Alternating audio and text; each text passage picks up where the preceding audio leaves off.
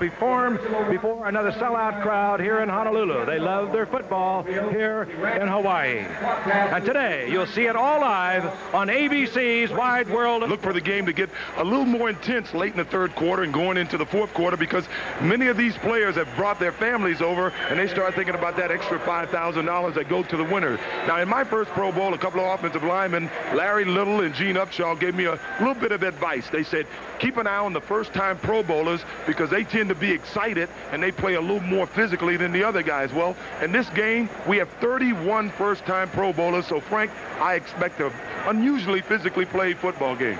All right, O.J., what you're saying is the old heads will have swivel heads today. Working with us, and we're delighted he's with us here at Aloha Stadium. Tim Brandt, he's on the sideline. Tim? Frank, this is a rare opportunity to talk to these NFL players during the ball game, and I will be roaming the sidelines. I will also talk to 5 former players who were recently elected into the Pro Hall of Fame. And at halftime, I will take an in-depth look at the recently published stories of alleged drug use by some of the New England players and possible solutions to those problems. Frank? Thank you very much, Tim. Well, this past week has been a time of mourning for the entire nation. All of us devastated with the loss of 7 Americans in the tragedy of the Space Shuttle Challenger. Here now, our stadium announcer with a Hawaiian salute. Ladies and gentlemen, before the kickoff of the Pro Bowl game, we ask that you please rise and observe the teams and the National Football League.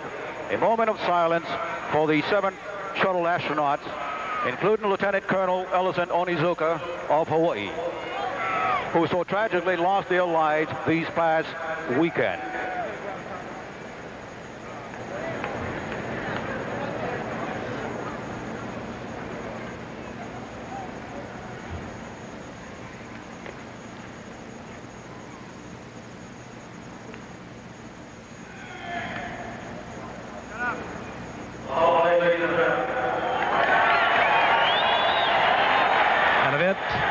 None of us will ever forget.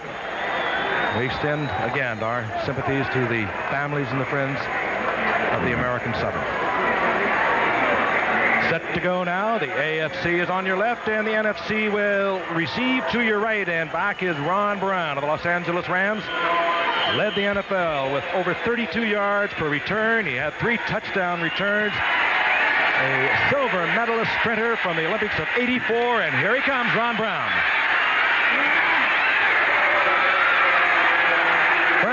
Stays on his feet and he moves out close to the 30-yard line where the NFC will send out their starting offensive unit headed by Phil Simms. Phil Simms opening at quarterback of the New York Giants. Joe Montana was selected to be here in the Pro Bowl, but he was unable to come because of injuries. Let's take a look at the complete lineup now. Walter Payton, we did not know as we look at Phil Simms whether he would be available because he came down with the virus overnight, but he is in the lineup along with Roger Craig of the San Francisco 49ers. And what speed on the outside. Mike Quick, wide receiver to the left, number 82, and Art Monk, number 81. Great receivers, great football players. Over the middle to Cosby of the Dallas Cowboys, who fumbles, pulls the ball back in, and he'll have a NFC first down up close to the 40-yard line. Well, Doug just found a dead spot in the zone defense that time. You know, these defenses are restricted in this game. They can't be blitzing the middle linebackers, and they can't be running weak side zones. That was a conventional strong zone, and Doug just got in beside Mecklenburg for the catch. You know, they don't do a lot on defense. It is restricted, as Joe mentioned, but last year there were 17 sacks. A Pro Bowl record of quarterbacks in one game. Mark Gastineau had 4 of them as on 1st and 10. The NFC sends Roger Craig over the left side of the 45-yard line for a 5-yard pickup. And let's take a look at the defensive unit, at least that started, was elected to start.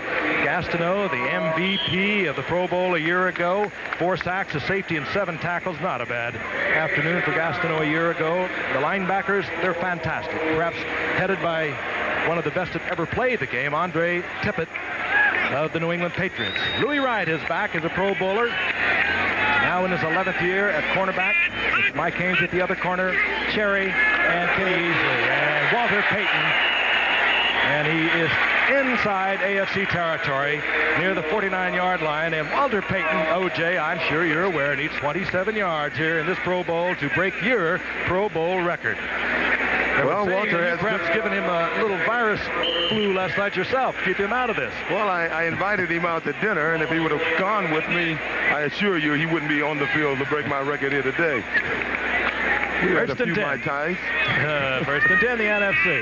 Just inside AFC territory. Inside fake handoff by Sims. Looks out in the flat and underthrows Walter Payton. And it perhaps as well he did. Mike Merriweather, a very active linebacker from the Steelers, was out there and in good position to pick it off. I'll tell you, Sims really wanted to get that ball to the outside to Mike Quick, the wide receiver, but Mike Haynes had excellent coverage on him. He was step for step all the way. He just couldn't get it downfield to him. Mike Haynes playing in his 8th Pro Bowl. He played in several when he was with New England. And now, of course, with the Los Angeles Raiders. And I think it's pretty universally felt that he is the best defensive back in the game today. Although that is hard to say. But if he isn't, he's right up there with the leaders. Second down and 10. Art Monk goes wide to the right. The Washington Redskins. Quick of the Eagles is split to the left. The wide receivers for the NFC. And almost the first sack of the game, the pressure coming from the Denver Broncos. Rulon Jones on Phil Sims. We're going to see quite a few changes, I'm sure, on both teams tonight. The temperature, 81 degrees. And let's take a look at this from the sidelines. Pressure by Rulon Jones.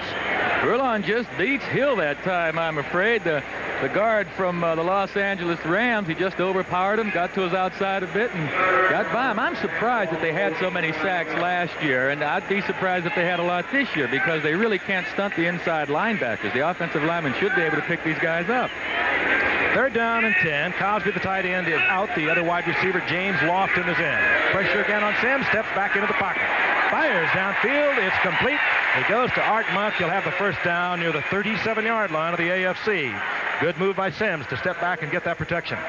Well, you know something, Joe. One of the reasons they got so many sacks last year is that it's always tougher to put in a good offense in a game like this. The players only have a week to work out, and consequently the running game will suffer because of the lack of time, and you have to throw the ball. The down linemen on the defense, they realize that. They spread out a little more, and they're pass rushing from the word go. Do these guys ever bend the rules, O.J.? You know? We'll see them bent going into the fourth quarter. We saw them broken a few times, as a matter of fact. First down and 10, the NFC. They took the opening kickoff, and they have moved to the 37-yard line of the AFC. Sims again in and out of the hands of Roger Craig. Rather uncharacteristic of Roger Craig, who was the first player this past season in NFL history to rush and receive for 1,000 yards in the same season. O.J., I remember early in the year, you said that quite possibly could happen. He's one of the finer runners in this game. I mean, if they featured him running the ball, I think he can gain 1,700 yards. Don Shula, his 4th Pro Bowl as a coach. The coaches, of course, are here. The losers of the conference championship game. John Robinson coaches, of course, Los Angeles Rams. They lost to the Bears. Shula lost to New England. But Shula has never lost as a Pro Bowl coach. It's second down and 10. Sims tried to get it into Cosby, incomplete. He was well covered. Working back there with him, the Denver Broncos' Dennis Smith. Well, that's the kind of mistiming, I guess, you'd expect to see in a game like this. Had Cosby turned his head a split second earlier, Phil had the ball out in front. It could have been a completion. But these guys only work together for 1 week, so you really can't expect the timing to be right on the money. John Robinson, of course, his first year as the Pro Bowl coach. He has just completed his 3rd year with the Los Angeles Rams. He was a division winner and, of course, was defeated by the Chicago Bears in the playoffs. All these offensive systems are rather simplistic. Many times they are just words. Back to the right, back to the left, sweep right, sweep left. Now on 3rd and 10, Sims from the shotgun, single coverage over there. But Mike Quick was covered well once again by Mike Haynes. Again, that was a miscommunication there. Mike thought Sims was going to throw the ball in the inside post pattern, and Phil thought he was going to break to the outside. Here's Hayes and Quick. You see Quick looking to the inside, expecting the ball, and Phil throws it over his head to the outside. I believe he was supposed to go outside to start with. Phil, of course, very aware of that free safety being able to roam back there. And he looked like he had a great shot to get it in there. Here's Morton Anderson on an attempt of 54 yards. Anderson of the New Orleans Saints had one of 55 yards this past season. Sims is the holder. And it will be short. And the ball will come out for the AFC to the line of scrimmage, and that's the 37-yard line. That's where the AFC will have their first possession of the game. Play action by Fouts. Gets downfield and gets the ball to Largent. And Largent has a first down, and we have Tim Brandt on the sidelines. Frank, we were just talking to the folks here on the NFC sideline, and Walter Payton really does have the flu. He does not feel well at all, and Walter says he does not know if he's going to be back into the ball game. He feels very sick, very weak right now. So, O.J., your record may be safe. He needs 27 more yards, got a couple early, but he really is sick. He has the flu and may not return.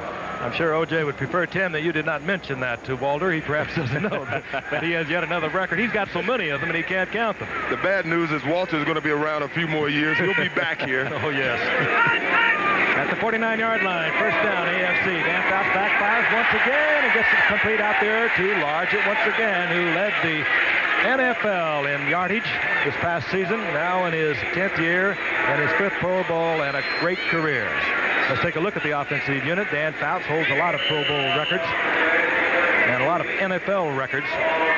47 300-yard games for Dan Fouts as he's closing in on the passing leaders. Marcus Allen led the NFL in rushing and yardage from scrimmage, had just a sensational year. Great offensive line. Second down and 3. We watch Marcus Allen work over the right side. He'll be short of the first down inside the 43-yard line of the NFC. Just a sensational year for Marcus Allen. I think they thought with the Raiders, Tom Flores, perhaps that they did not want to work him as much as they really had to work him this year, O.J., and he came through admirably. Well, they changed that whole offense. The Raiders' philosophy over the years is throw the ball downfield. They had to become a ball control team this year because of the problems that Mark Wilson seemed to be having, and Marcus really came through for him. On our final game of the season, December the 23rd, it was Marcus Allen who slipped by Gerald Riggs of Atlanta to win the rushing title in the NFL. His third down, a long one. Dan Fouts wants a bunch. Checks off. He wanted to go deep to a deep receiver looking for the touchdown, and finally checks off to Marcus Allen. Good heads-up play by Allen, because Lips, I believe, is the intended receiver. If he would have thrown the ball to Marcus right away, Marcus would have been in the end zone because he's behind the guys who are covering him. There's only one man upfield, as you can see. By the time he got the ball to Marcus, Marcus ran out of room and had to go out of bounds. Well, in a situation like that, as a quarterback, if you have the time, you want to look for the 6 points first, being the deep receiver, and I'm sure that's what Fouts did. He checked his deep receiver, and then he came back to Marcus as a secondary outlet. Fouts, of course, replaced Dan Marino. Didn't replace Dan Marino, but he starts ahead of Dan Marino because he was injured and couldn't perform, much like Joe Montana, as we watch Marcus Allen work his way down to the 33-yard line, a gain of about 4 to bring up second down and 6. The big man, Randy White, who's been in 9 Pro Bowls in his 11 NFL seasons with the Cowboys, he made the stop. I expect the draw plays to work fairly well. That's one kind of blocking scheme you really don't need a lot of work on. Especially with a defense thinking pass most of the time. Right. They marked it at the 32, so it's second down and 5.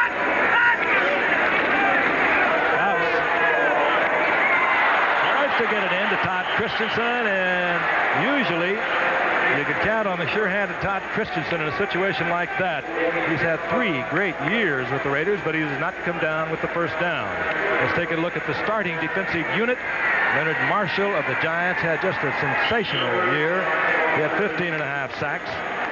Harry Carson is back at middle linebacker, as is the Giants' Lawrence Taylor. Lawrence Taylor, along with Singletary, the 2 Pro Bowl players this year who were the only unanimous choices. Third down and 5 again for Dan Fouts. Finally gets it to Wes Chandler. And Fouts' teammate Chandler takes it down inside the 15 to the 12-yard line, and credit the offensive line for the AFC. They gave Dan Fouts a lot of time. Here he is in isolation. Right, and Chandler does a brilliant job of reading the coverage and then breaking back to the outside, kind of finding the open spot here. You see him break back out. Fouts, he's not the niftiest of quarterbacks afoot, but he did buy some extra time, too, as well, by sliding a little bit left out of the pocket. But, Frank, you were right on the money there the first time with that offensive line. Without the time, I don't think a quarterback's going to get the ball downfield successfully. 9:22 remaining in the first quarter. The AFC on their own drive. Here comes Marcus Allen, right side. Tripped up, slides down inside the 12-yard line, close to the 11-yard line. Dave Durison of the Chicago Bears, who had just a sensational season for the Bears defensively, was in on that stop. Durson, of course, replaced Todd Bell when Todd Bell held out this past season. Todd Bell, ironically, was a Pro Bowler a year ago at this very same position.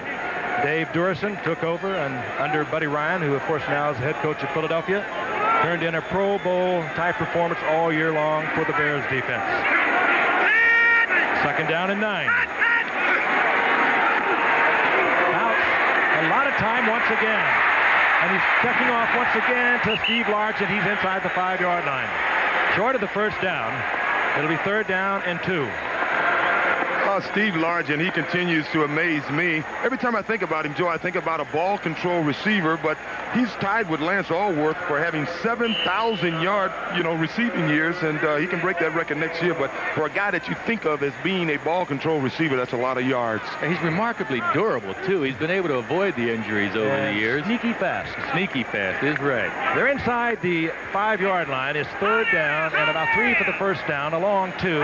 The NFC defense now can bring their outside linebackers in this situation. Little option play. There's Marcus Allen looking as though he might come with the option play back out to Kevin Mack, but Everson Walls broke that up. He got up and made the stop short of the first down. It's decision-making time for the AFC and Don Shula. Now, this option play is a play we saw San Diego run successfully this year. But you get down around the 4-yard line, looked like he was going to pitch it. You're thinking about getting that ball in the end zone. And I think Marcus may have done the wise thing by keeping the ball on that play. He really did. Everson Walls did a good job of taking away the pitch man that time, forcing Marcus to keep the ball. Well, they now have said that Allen's progress got him up to the first down marker, so it's first down goal to go. And Allen perseveres, gets the first down. The AFC keeps the drive alive. Greg James and Marcus Allen, the setbacks. Allen, he's into the end zone, as he did so often this past season. Marcus Allen has scored first here in the 16th Pro Bowl, taking it in from 2 yards out. That was a good drive. It started back at the 37-yard line. Dan Fouts getting a lot of time to throw the ball behind his big offensive line and using Marcus Allen on the ground. Here is Gary Anderson for the conversion. Ron Stark, the punter, is the holder. And the AFC leads here in the Pro Bowl 7-0. We'll be back with more action in just a moment. On this kickoff team, all pros who don't play on kickoff teams. They don't even like to play on kickoff teams, but they have to today. Gary Anderson hangs it up, and the Rams, Ron Brown from the 5-yard line. Brown up to the 29-yard line, where it'll be first down NFC. Let's join Richard Dent. He's with Tim Brown on the sidelines. All right, Frank, and the first question I've got to ask you is, after being the MVP of the Super Bowl, the build-up in the game itself, was it tough to gear up for the All-Star game? No, it wasn't any problem at all. Once you go 24 weeks, you haven't been out of football none for the whole season, so it's no problem at all to get up for this one. Just all party and stuff like that you got to put beside maybe 2 days before the game, but it's been a lot of fun to be here. Got to ask you, too, about the departure of Buddy Ryan and what that will mean for you and your teammates. Well, it bothered us emotionally a little bit, but, we got a great team. Buddy built a great team. Mike Dickens built a great team. So, it's just about bringing the coach in that's going to let us go and play football. Contract situation all squared away? Not yet, but they're working on it. They'll get it out the way sooner or later, I hope. All right, Richard. How satisfying was that Super Bowl win? Oh, that was fun, It's not often you get there, and it's not often to get an MVP. There's only 20 guys got the MVP that I got, and I'm thankful to be in the game to have such an award. Congratulations, Richard. Frank? Peyton got 7 for the NFC. A 2nd down and 3. Over the left side, Roger Craig hit at the line of scrimmage and dropped. And Richard Dent talking about Buddy Ryan. I mentioned earlier, Buddy Ryan, the great defensive coach, the father of the 46 Bear defense, has gone on to Philadelphia. The Bears have announced that they have hired Vince Tobin. For the last 3 years, he was with the Jim Moore of Philadelphia and the Baltimore Stars. He had, I understand, just signed with New Orleans last week and resigned to take the defensive coordinator job under Mike Ditka with the Bears. 3rd down, almost 3. Sims looking downfield, steps back into a violent collision, and down he goes. Rulon Jones is there, stacks him up. He gets help from Bob Golick of the Cleveland Browns. And the loss is back to the 31-yard line. And a great class, this class of '86. Paul Hornung, that's about time. What a great player he was. Two-time leading scorer. And of course, my colleagues here in the booth remember their induction ceremonies last summer in Canton, Ohio. That town really gets into it. But it is a great class. Kenny Houston, Willie Lanier, Fran Tarkenton also certainly do. And Doak Walker. Dale Hatcher of the Rams to punt for the NFC. Irving Fryer of New England is deep. Whoa. Hatcher takes Fryer all the way back inside the 15-yard line. And down he goes at the 15-yard line as Joey Browner, here as the special teams player for the NFC, did his job. He was down there to make the stop. AFC gets from the 15-yard line. O'Brien hands off to his teammate Freeman McNeil, and another interesting change in the many Pro Bowls I played in. They use alternated quarterbacks by quarter. Wasn't that the case with you, Joe? Yeah, I don't like this personally as a quarterback. I'd like to get in the game and get the flow of the game going, work more than one series. I preferred working a whole half even as opposed to a quarter on and a quarter off. I can't understand this other than O'Brien's used to working with McNeil. Historically, they'll rotate the backs every 2 series. McNeil lost 3, so second down and 13, and McNeil comes right back. And McNeil pursued, gets away from Carson. He picks up yardage close to the 20-yard line, where it'll be third down and 5. Down on the sidelines, Tim Brandt is with Fran Tarkenton, who will be going to the Hall of Fame. Fran Tarkenton, 18 years in this game. Tim? One of your former colleagues, one of the most electrifying quarterbacks I've ever seen. Congratulations to you being elected into the Pro Football Hall of Fame, Frank. Thank you. Some people say I ran backwards more than I ran forwards, and that's probably true. This is a big stay for you over here. I understand you're getting married in a couple of weeks? In a couple of weeks over in Maui. I come over here every year for about 3 weeks, and this year I'm going to get married. That'd be a good idea. Especially in Maui. How's the golf game? Golf game is not doing too well right now, but I'm going to get better. It has to be satisfying for you after those years of running and chasing and throwing and scoring to finally get into that hole. It really is very satisfying. I just wish my boy Tinglehoff, who played in front of me for 17 years, would be in here with me because he's more deserving than I am. And I think the linemen sometimes get shortchanged. Congratulations to you. Thank you very much. All right, Frank. And will never miss an opportunity to campaign. He's certainly right, however, about Mick Tinglehoff. You saw Mark Clayton a moment ago get the first down completion from Ken O'Brien for the AFC. They're out over their own 30-yard line. Freeman McNeil, single setback, gets the draw call inside and looks outside. Slides out of the 35 to the 37, gain of 6 for McNeil. It'll be second down and 4. Harry Carson of the Giants defensively there. Watching McNeil run, you know, I was talking to Don Shula yesterday, and I asked him if any of these players surprised him, and he said more than anyone, McNeil. Now, that's surprising because he plays against them twice each season, but he says he works hard in practice, he's quick, he runs so low to the ground, but he was most impressed by McNeil than any of the other guys here. McNeil has been a hard worker. I've known that being a Jets fan over the years, and he had another great year this year, obviously, being here. Second down and 4 for the AFC. They lead 7-0. Less than 3 minutes remaining in the first quarter, and surprisingly, we have not had one penalty flag. That is quite a tribute to the players who are performing. They've only worked together really 5 working days. And O'Brien tried to get it out to Kevin Mack, the rookie sensation from the Cleveland Browns. 1,000-yard gainer. That's incomplete. It'll be third down and a long 3 for the AFC. O'Brien, by the way, had a great season. He led the NFL in passing according to the way it's rated. Came up a #1 draft pick 3 years ago. Didn't play at all his first season. Last year, embroiled in a court battle back in New York. Missed much of training camp, early part of the season. And this year, he really blossomed. 60.9% of his completions, 25 touchdowns. But he also was sacked a record for individuals in the NFL 62 times. And he's sacked for the first time right here. Inside the 30 to the 27-yard line. First sack of the game, and it was, as you might suspect, Richard Dent. Richard Dent, what a year. 17 sacks, and that was really nothing compared to how he was in the playoffs. Might have been the most dominant player of the playoffs that I have seen in maybe the history of watching the playoffs. I want to see how these guys are going to cover this punt. I know most of these guys aren't used to this either. Well, it's a tribute to their competitiveness because on the previous kickoffs, they've done a super job. Roy Irvin is back. He used to return the punts for the Rams. In fact, was a league leader about 3 or 4 years ago, but this time Ron Stark of the Colts hangs it up high. The fair catch is called for by Irvin at the 25-yard line.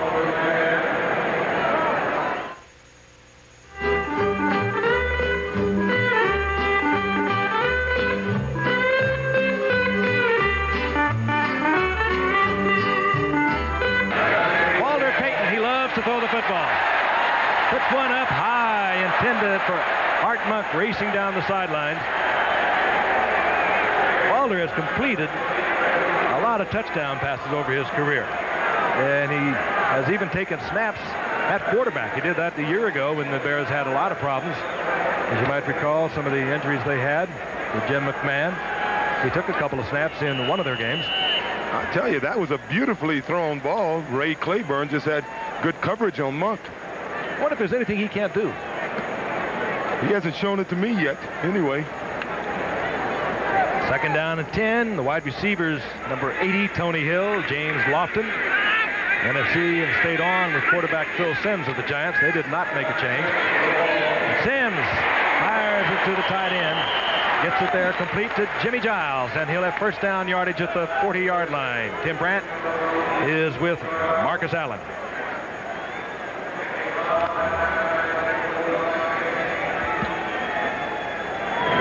Well, we had a bit of a technical problem, as you might suspect, and we'll be back with Tim and Marcus in a few moments. Marcus, of course, tremendous season, leading ground gainer in the NFL, leading the NFL in yards from scrimmage.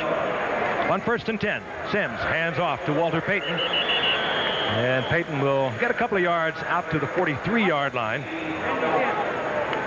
Big Steve Nelson in there. Now, I like Steve. He's been around for many years. I guess this is about his 14th year as a linebacker, and he's been doing a great job. He helped, or his 12th year, he's helped these Patriots get to the Super Bowl, and I'm curious to see whether he's going to hang in there another season, try and get back to that Super Bowl. Patriots, of course, embroiled this past week in a very celebrated drug story that we're going to delineate for you at halftime, talking to all the principals as we watch Roger Craig of the 49ers take the reception out to the 45-yard line, gain of only 3 yards. It'll be third down and 5. He was hit there by Steve Nelson.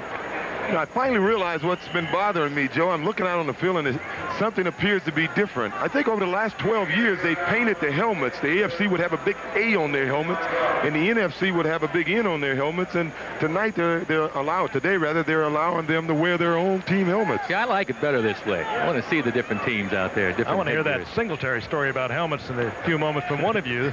It's remarkable, all the helmets he shattered. Third down and 5 for Phil Simms. He fires a shot over the middle, and James Lofton comes down inside the AFC 40-yard line with a first down. He comes down in the arms of Kenny Easley, and time should expire here in the first quarter.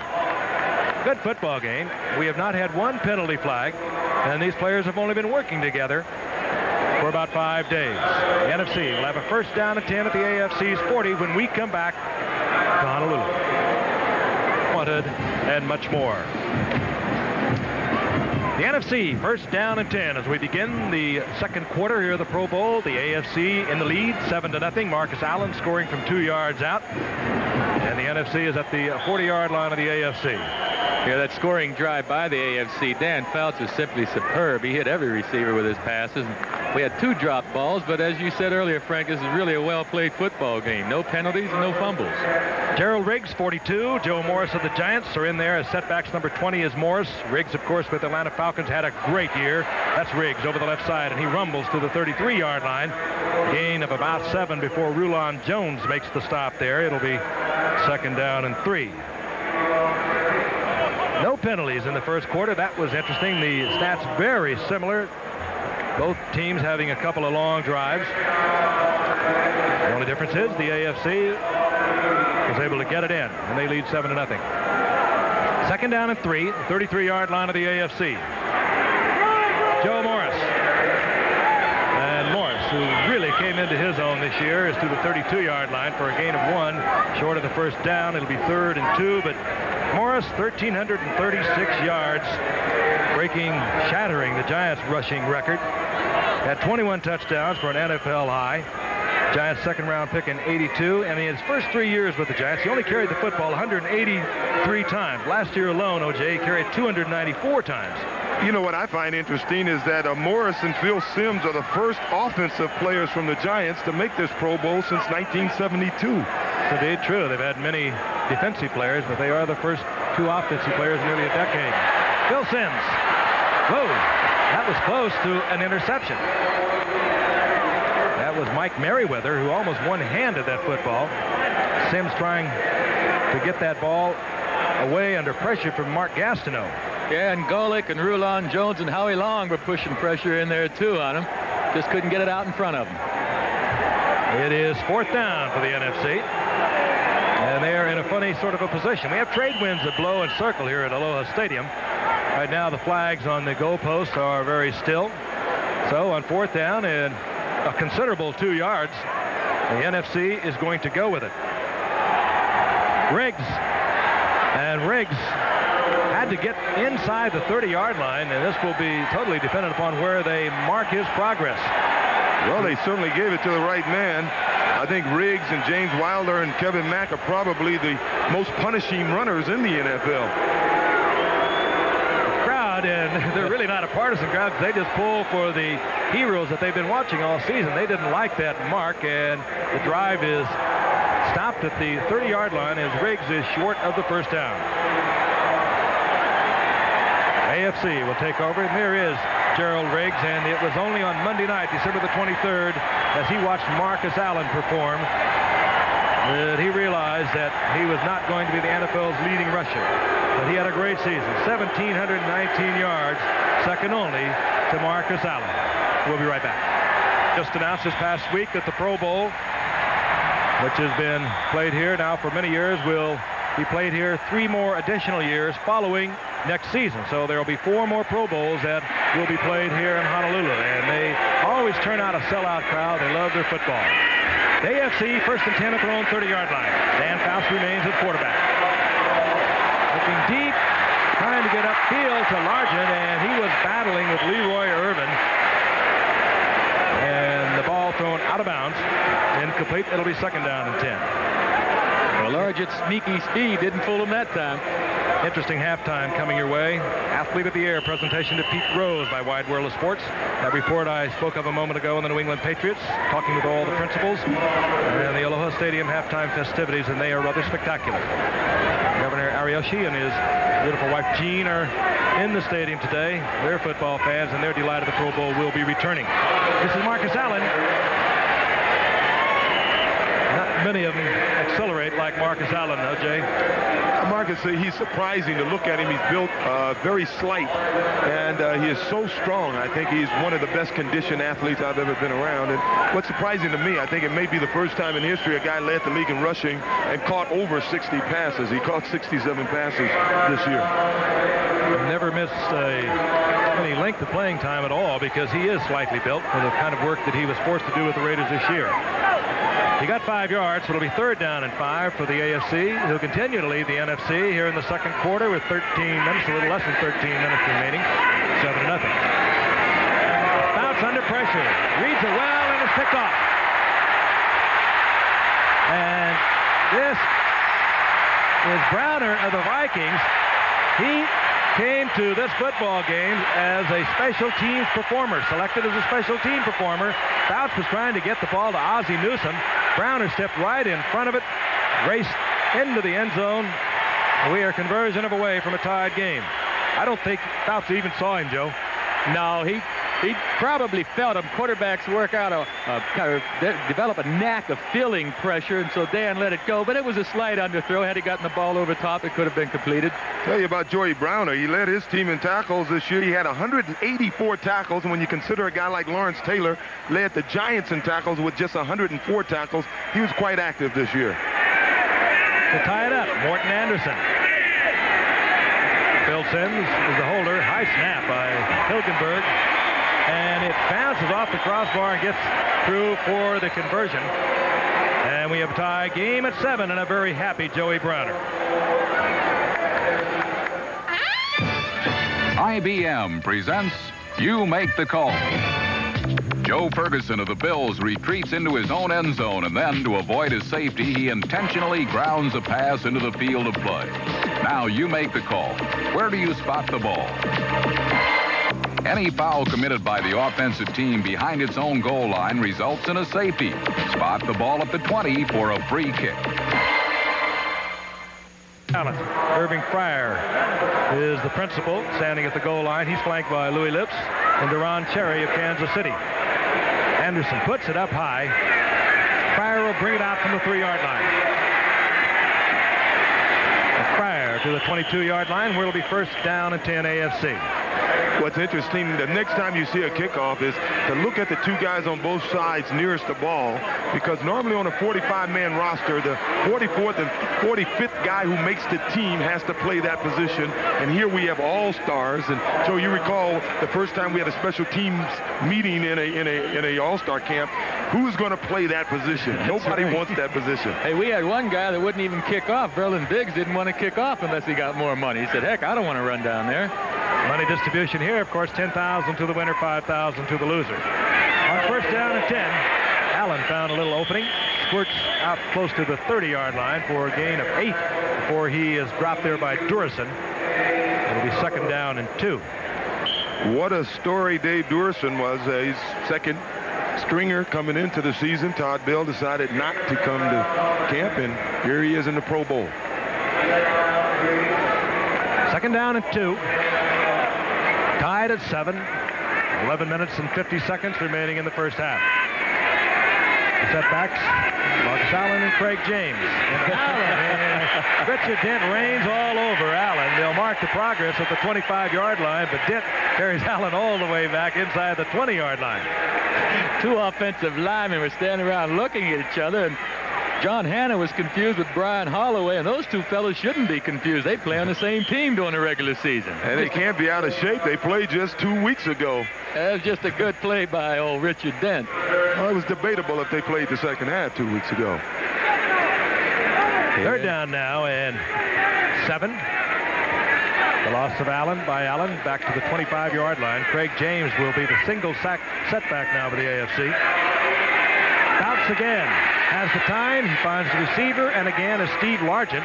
He's close to an AFC first down. Lawrence Taylor defending there. Lawrence Taylor, 5 years in the league out of North Carolina. 5 Pro Bowls. And as I mentioned earlier, along with Singletary of the Bears, the only 2 unanimous players in the Pro Bowl today. Well, you'd like your receiver always to get enough yardage for the first down, and Largent cut it close this time, but being a wily veteran that he is, he picked it up. First down, AFC. On the sidelines, Tim Brandt is with Mark Gastineau, the Super Bowl MVP of a year ago. Had a couple of sacks in that MVP game a year ago out here in the Pro Bowl. How difficult is that, though, Mark, in these very basic defenses? Well, it's kind of hard after not playing for a while. Since we went to the playoffs, but we only lasted for a little while. You lose your timing and stuff, and it's hard to get the timing and everything back. But I'd like to ask Frank one question up there in the booth. You know, I know it's about 69, maybe 65 degrees up there. How does it feel, Frank, to be sitting up there watching us work down here and sweat? Frank, I go along with that. You know, I'm down here, too, and it is some kind of hot on this field. If you're going to watch him, Tim, you may as well watch the best, and tell him that. We watch the best when we watch him. You watch up there in the booth, and he'll watch us down here, and they are in comfort up there. Let me ask you, for an all-star game, do you gear down at all, or do you keep that same intensity that you have during the regular season? I think that everybody that is out here on this field are all pros, and they have competitiveness built right into their systems, and there's not one player out here that doesn't want to win or would not like to play as well as he can on national TV. So everybody out here on this field is trying and giving it 110%. And I'd also like to say hi to Brittany, my little girl, because she couldn't make it today, and she's 3 years old, and she's sitting home watching her dad work and suffer out here in this heat in Hawaii. But he'll be on the beach this afternoon, Frank. I'll guarantee that.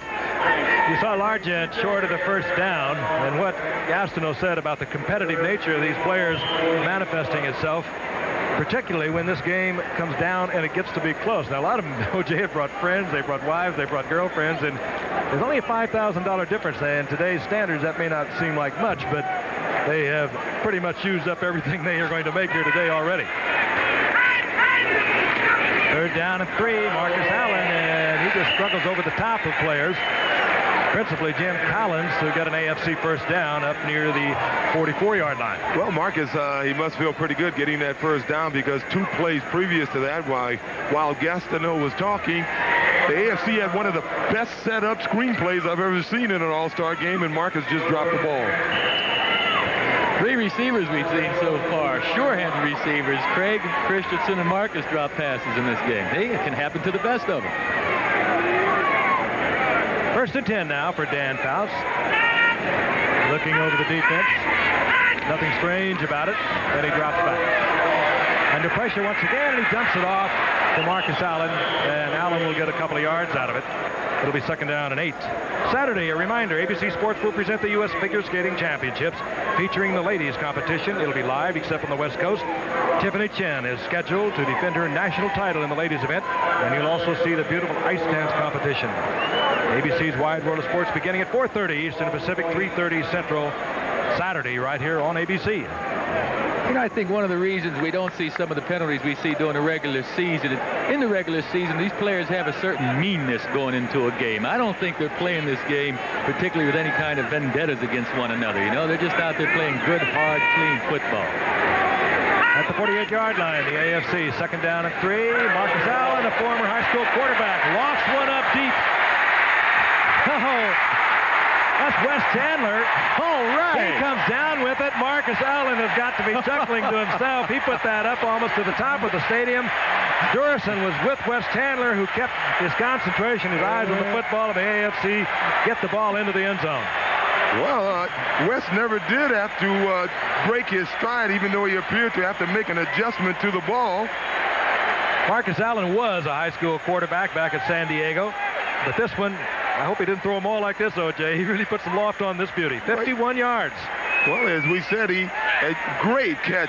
That was just a super effort by Wes Chandler, because he made a nice adjustment to the ball, and he didn't have to break his stride. And with a receiver like Chandler, you just want to get the ball out there, and they'll run under it. Durison was in position, but he couldn't find the football. Barry Anderson for the conversion. The AFC goes back out on top. 51-yard touchdown pass. Marcus Allen to Wes Chandler. There he is. He's coming off a great season. Flanked by Joe Morris of the Giants. Ron Brown, we've already talked about his 3 touchdowns. He had 2 of them in one game this past season against Green Bay of 98 and 86. He can flat fly. But this will be the Giants' Joe Morris. And Morris gets out of the 15-yard line, tripped up there, and sprawls out to the 13-yard line, where it'll be 1st down. Let's take another look at this spectacular catch by Chandler. Durison just got himself all tied up, overran it. Chandler bobbled the ball, somehow kept his eyes on it, comes down with it in the end zone. It could have been a very dangerous position that Durison got himself in. That knee buckled underneath him. AFC leading the NFC 14-7 midway through the 2nd quarter. The quarterback is Jim McMahon of the Chicago Bears, the NFC's 2nd-ranked quarterback this past season, and of course the Super Bowl winning quarterback, and he is promptly sacked by Howie Long of the Raiders.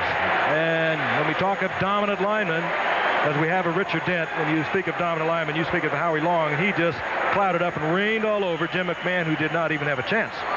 Well, you saw Howie do something early in the game when Rulon Jones got his sack. The quarterback was running from Howie Long, and many of those Raiders are in double figures in sacks. Sean Jones and some of the guys, Paquel, because of Howie Long. QB's running from Howie. Loss of 8, 2nd down and 18. The ball is back at the 11-yard line. McMahon gets the pressure. The play before comes back with the screen, dumps it off to Gerald Riggs, and Riggs is out to the 17-yard line, where it will be 3rd down and about 10. On the sideline, Tim Brandt with a friend of mine, a skiing buddy, if you will, Doak Walker. And an outstanding halfback, as you know, Frank, SMU, Detroit Lions. Congratulations on being elected into the Hall of Fame, Doak. Well, thank you, Tim. It's quite a spectacle, I'll guarantee you. As you sit here and watch the Pro Bowl over here in Aloha Stadium, the game has changed. It seems that these guys get bigger all the time, don't they? There are a lot more of them anyway, Tim. I'll tell you, we had a pretty good big ball club, but not as many. And as you look at the college game, SMU, of course, you attended SMU. The college game has changed. They get bigger, they get faster, and of course, they also have their problems. Oh, they sure do. They all have their problems, more so now than ever before, but I guess that's progress. All right, though. Congratulations to you. Thank you, Tim. Appreciate it very much. All right, Frank. Doesn't seem that long ago that Doak Walker twice led the NFL in scoring. Only played 6 seasons, but he was the long and the short of Bobby Lane's receivers. That included Cloyce Box on one side and Doak Walker on the other side, and they dominated the NFL in the early 50s. First penalty thus far at the game, and you saw the movement of Klecko and Mark Gastineau. They were both offside, and they moved the ball out to the 22-yard line, where it'll be 3rd down and a long 6 for the NFC. Don Shula looking on. McMahon is back, steps back into the pocket. This will be picked off by Louis Wright. The Broncos, Louis Wright, picks off the pass of Jim McMahon, brings it back inside the 20. So the AFC leading 14-7. Watches the NFC come up with the football inside their 20-yard line. Well, I'm sure Jim would like to have this one back. It looked like Louis Wright was the only open receiver out there. I kind of think Jim was expecting Mike Quick to come back to the ball a little more. Then again, with one short week to prepare, you're going to have these kind of mistakes. There he is, Louis Wright. And Jim McMahon had gone through the entire playoffs without an interception. He comes to the Pro Bowl and promptly puts one in the arms of Louis Wright, the Denver Bronco. AFC, 1st and 10. Near the 19-yard line, hands the ball off to Kevin Mack, and the rookie from Cleveland. He's hit right at the line of scrimmage and then squeezes a yard out of it. It'll be 2nd down and 9. And what a rookie he was for Cleveland this year. Broke Jim Brown's rookie record. Of course, he played a year in the USFL, and one of the few runners who gained 1,000 yards this year and ran over and averaged over 5 yards a carry. The other guy being Stump Mitchell from St. Louis. They have marked it now inside the 17-yard line. So it'll be 2nd down and 8. Louis Lips of the Steelers split to the right. To the left is Steve Largent. And Ken O'Brien, under pressure, throws the ball in the direction of Largent, incomplete. It'll be 3rd down and 8. Watching all these Bears perform, and they are dominant here today in personnel. They have 9 players. I know that Virginia and chairman of the board of the Bears, Ed McCoskey, Virginia, of course, Papa Bear's daughter, are looking on. They are celebrating their 43rd anniversary, and you know, today, had he still been with us, Papa Bear would be celebrating his 91st birthday. Somewhere you get the feeling he was looking down and enjoying things a week ago. 3rd down and 8. O'Brien throws it into a crowd. A flag comes down. It's incomplete. Lawrence Taylor was back there with Joey Browner. They were defending against Todd Christensen, but a flag is down. That pass should have been intercepted that time by either Browner or Lawrence. And it's beginning to get a little testy. Anthony Munoz and Richard Dent had a few words with one another. Holding number 71, offense, penalty is declined, 4th down. That was Chris Hinton holding. And we'll see the field goal unit come on for the AFC. They have a 14-7 lead, and they trot out Gary Anderson for a 34-yard attempt. Center is Mike Webster of the Steelers, and Ron Stark will be the holder. 5:20 remaining here in the half. The AFC looking to extend their lead.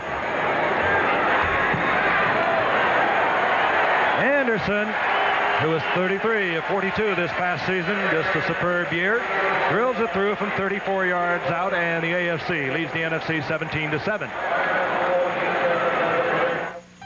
The 25th anniversary celebration continues. And upended at the 19-yard line, sprawls out close to the 20, where it'll be 1st down AFC. And hustling down there, Lance Mel of the Jets, playing in his first Pro Bowl. First one he has been voted to, and it is a vote of coaches and players that get you here. And Of course, over the years, Lance Snell has been just spectacular with the Jets. I was talking with Lance yesterday, and that Jet football team, well, they're pretty proud of themselves. You know, they won 11 football games and made the playoffs with a new defensive scheme. Bud Carson, the coach that went to the Jets as defensive coordinator last year, put a new defense in. The team still doesn't have it worked out, yet they made the playoffs with 11 victories. That's quite an accomplishment. Ball is loose with a draw play to Riggs. And Riggs hustles up and covers it. Makes the recovery himself. There'll be a loss of about a yard, so it'll be second down and 11. Well, that's one of those new rules they have. Well, the quarterback, he'll get credit for those type of fumbles. You got to get the ball to the running back, and once again, these guys have not worked together. And surprisingly, it is surprised you how differently a back will take a handoff. Some guys are low, some guys are high, and quarterback really has to concentrate in getting the ball to them. Have to look it right in. You burn your eyes right into that pocket and hand it there. Second and 11. Whoa! The attempt was to Art Monk. It was almost picked off by Dennis Smith of the Broncos. He had his eye on it all the way. Smith had a big year with the Broncos, playing in his first Pro Bowl. While he was at USC, he lined up at the two safety spots. It was Ronnie Lott and Dennis Smith. Pretty good pair of safeties.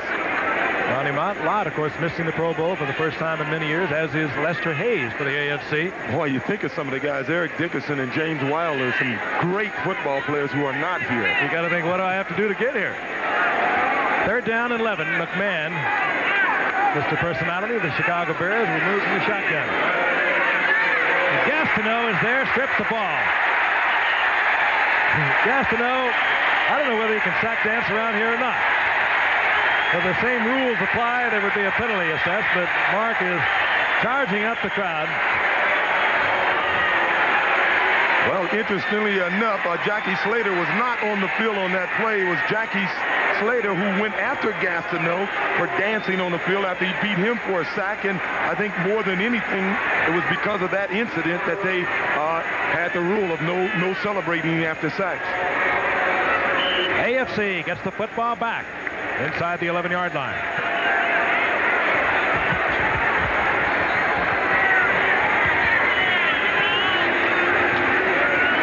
O'Brien, he's under pressure, slides away from it, has a lot of time now. He puts one up for grabs in the end zone, and the AFC comes down with it. Louis Lipps of the Pittsburgh Steelers. That was one of those you almost had to call a fair catch for. Well, that's two jump balls that the AFC rebounds, I should say, that they got for touchdowns. That's right, but I'm concerned right now with Kenny O'Brien's right hand. He fell on it. He's carrying it. Well, he's very concerned with it right now. We'll find out what went wrong with it or what is wrong with it. Gary Anderson again for the conversion. McMahon interception, a McMahon fumble, and the AFC are beginning to outdistance the NFC. High snap by Mike Webster. Stark gets it down.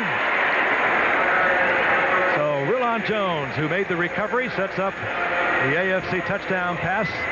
And a strange one indeed it was, coming from Ken O'Brien. Here it is again. Way up in the air, Louis Lipps, a lot of concentration, stayed with it. Comes down. Gary Green of the Rams was nearby, but he couldn't get it away. And let's take a look at Lipps in isolation. Really a well-designed play. It works out just the way we draw it up on the blackboard. Yeah. Green is all over Louis Lipps. Tried to take his wardrobe off there. Up they go. And Lipps comes down with it. And the AFC extends their lead to 24-7. Ball just deflected off the helmet of his own man. Brian Holloway is a rather tall man at 6'7". Brian is 6'7". There it is right there. I didn't see that in the initial play. Brian Holloway tried to take his wardrobe off there. Up they go. And Lipps comes down with it. And the AFC extends their lead to 24-7. Ball just deflected off the helmet of his own man. Brian Holloway is a rather tall man at 6'7". Brian is 6'7". There it is right there. Boom. I didn't see that in the initial play. Brian Holloway, the offensive lineman, is 6'7", had it bounce right off his helmet. Ron Brown of the Rams will bring it out. To about the 23-yard line, tripped up there by Mecklenburg of the Broncos. So many of these players playing on these special teams in unusual positions and spots for them. Well, they say defense comes more naturally than playing offense, so I gather they're doing a good job of covering these kicks. The receiving teams, they're just not doing a good job of blocking for their runners. 3:50 now remaining in the first half of the 16th NFC-AFC Pro Bowl. AFC on top 24-7. The NFC has the football near their own 23-yard line. And McMahon hands off to Riggs and the whistles blow. 30-second clock might have expired on McMahon before he got the playoff. The referee is Bob McElwee. Could have been movement. The 30-second clock had ticked dangerously low. Well, it can be whatever you prefer. Keeping it a secret. In any event, it's first down and 15. The NFC at their 19-yard line.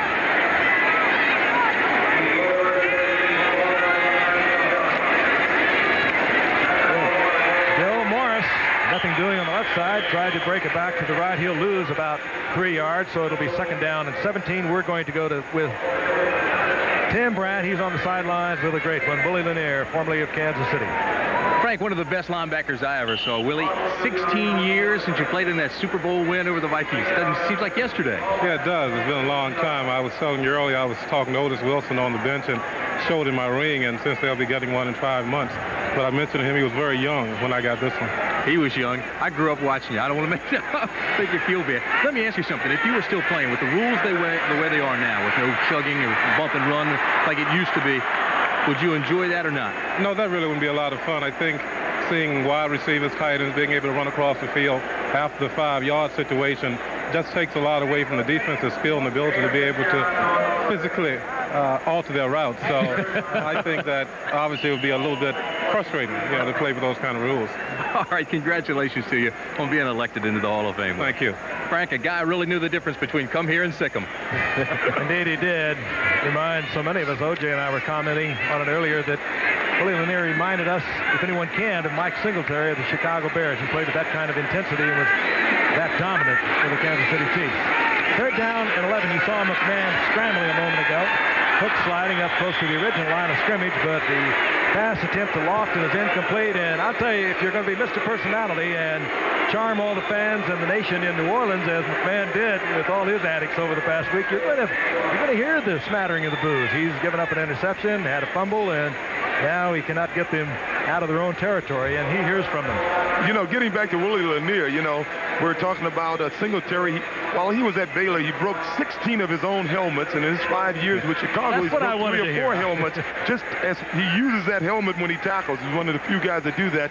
You remember Willie Lanier used to wear that pad down the middle of his helmet? He used his helmet in tackling also. Hatcher, the Rams, bangs it.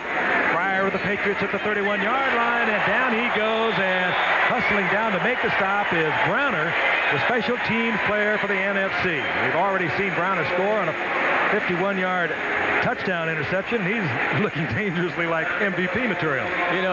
Talking about the fellas using their helmets, that is one of the rules that we've changed in the last few years. It's called spearing, I guess, and many of the ball players all of the ball players are not allowed to use that helmet today as we did yesteryear. I like the way Willie put it, too, altering the pass routes of the receivers, physically altering them. Not to mention their facial contours. Yes. On first and 10. Fouts is back. Richard Dent is there. Fouts was able to get it away to avoid the sack. Well, Craig James, there was supposed to be a screen to Craig, and he just couldn't get out of the backfield. I believe one of the defensive linemen did the smart thing and held him up.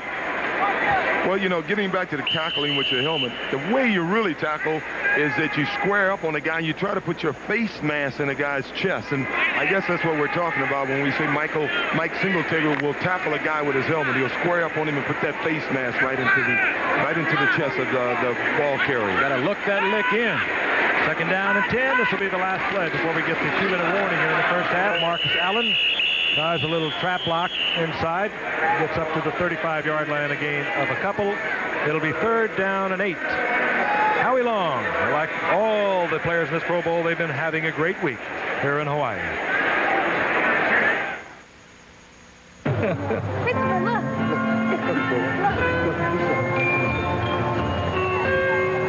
Say hello. Say hello to the East Coast. Say hi to all your relatives. Hi, Mom. AFC with a 24-7 lead, and they have a 3rd down and 8 near their own 35-yard line. Quarterback is Dan Fouts. Ken O'Brien went off a few moments ago holding his right hand, and Fouts has returned as the quarterback in the past 2 series. Flag is down on 3rd and 8. Fouts has the open man downfield, and it's his teammate Wes Chandler, but we'll have holding, and it will work against the AFC, and a first down effort between Fouts and Chandler is negated.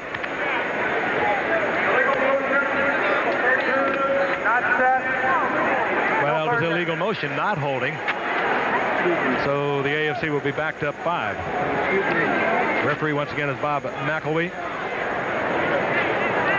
And now the AFC will be confronted with a 3rd down and about 13. And if for you people at home that really don't understand that rule, a football player has to be set a full second in his stance, or else it's illegal motion. Other than lateral motion, he can run lateral motion anytime. Well, we were remarking earlier in the game how well these teams had come together and trained in just a matter of 5 days. Marcus Allen. Near the 38-yard line, far short of the first down, as E.J. Jr. made the stop. E.J. Jr. was involved in an incident here in Hawaii yesterday where there was a hit-and-run driver that hit a little girl, and as he was trying to leave the scene, E.J. Jr., along with other Hawaiians,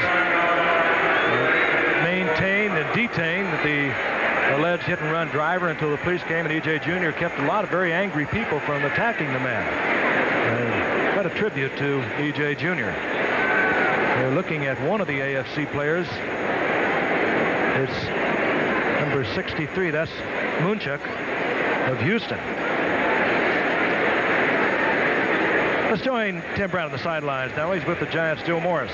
Mr. Big in every way. He is that, Frank, and he's waiting to go back into the ball game here to get the offense going, trying to get the NFC on the board. Joe, it looks like they are causing some problems. What is it, the slants? What are they doing to you? Well, their nose guards are reading our plays pretty well, and they're slanting their way. With the Rams going up the field the way they are, they're cutting my cutback lanes down. And what we're going to have to do is have to stick the ball in there with a nose guard. We're just going to have to block the nose man and hope for a little crease in there. Because with Howie and, and Mark going so far up the field, there should be a little hole inside there, and that's what we're going to try to do. Hey, congratulations. Giants are awfully close to taking it, aren't they? Yeah, we're close, but, hey, there's a lot of things we got to do for next year. We're going to be a better team than we were last year. We lost to the Chicago Bears, Super Bowl champions, so there's no shame in that. But, hey, you want to go further every year, Tim. All right, congratulations to you. Get ready. You're ready to go back on the field. Thank you very much. Okay, Frank. Mike Munchak is being taken off the field, the outstanding offensive guard from Houston Oilers. And this you hate to see in any game, and particularly in an all-star game. We'll try to get a report, a definitive report on his condition. Ron Stark of Indianapolis, the punter now for the AFC. Leroy Irvin doesn't do this anymore for the Rams because they have Henry Ellard, who led the NFC last year, but he used to. And in 1981, Leroy Irvin, who is now the starting cornerback for the Rams, in 1981, he returned 3 punts for touchdowns, so he's dangerous back there. Irvin out to the 28-yard line, hit there by Kevin Mack of the Browns. Remind you, coming up at halftime, very interesting halftime, we're going to be looking at a report from all the principals and stories that have been breaking concerning the New England Patriots and their drug problems. The Wide World of Sports will present their Athlete of the Year, Pete Rose. And, of course, the spectacular festivities here, as always, at Aloha Stadium. So stick around, be with us. We hope for you people who are back in the States suffering through the pangs of winter that you're enjoying our coverage of the Pro Bowl. Temperature in the low 80s. The AFC leading the NFC 24-7. McMahon remains the quarterback on 1st and 10, looking to get the screen off, and Rulon Jones of Denver prevented that completion out to Roger Craig. It'll be 2nd down and 10. And by the way, Walter Payton, and we talked about it throughout the entire first half, came down with the flu last night. He has left the field, and we do not anticipate he will be back. And O.J., I know you feel very bad about Payton and his flu, but he only picked up 14 yards, so it looks like that record of yours is safe for at least another year and by 13 yards.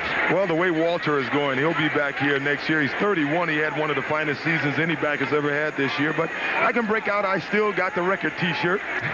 I'll be on the beach this afternoon. Payton is 31 going on 24. McMahon on 2nd and 10. Rifles one out. It's incomplete, and he'll hear from this crowd. They're really on his case. I don't think they mean anything by it, but when you dance all night, you sometimes have to pay the fiddler in the morning. Yeah, well, again, the timing isn't right between quarterbacks and receivers in this game, and let's give Jim McMahon some credit, too. Uh-oh, we have somebody down. That's number 61. That's Fred Quillen of the 49ers, and Quillen, they are looking at his left knee. And speaking of injuries, for you concerned New York Jet fans, what we get, Frank? Word that there's ice on Kenny O'Brien's elbow. It's not his hand, but he has ice on his elbow. So Fred Pullen is being looked at by the medical staff here at the Pro Bowl. We kid about McMahon, but on a Thursday night, I think it was, against Minnesota, when we were told he was the disaster quarterback, would not play, we found out what a disaster quarterback in Chicago Bears terminology meant, and that meant an 8-point deficit. He came off the bench in the 3rd quarter, fired 3 touchdown passes. They won that game going away.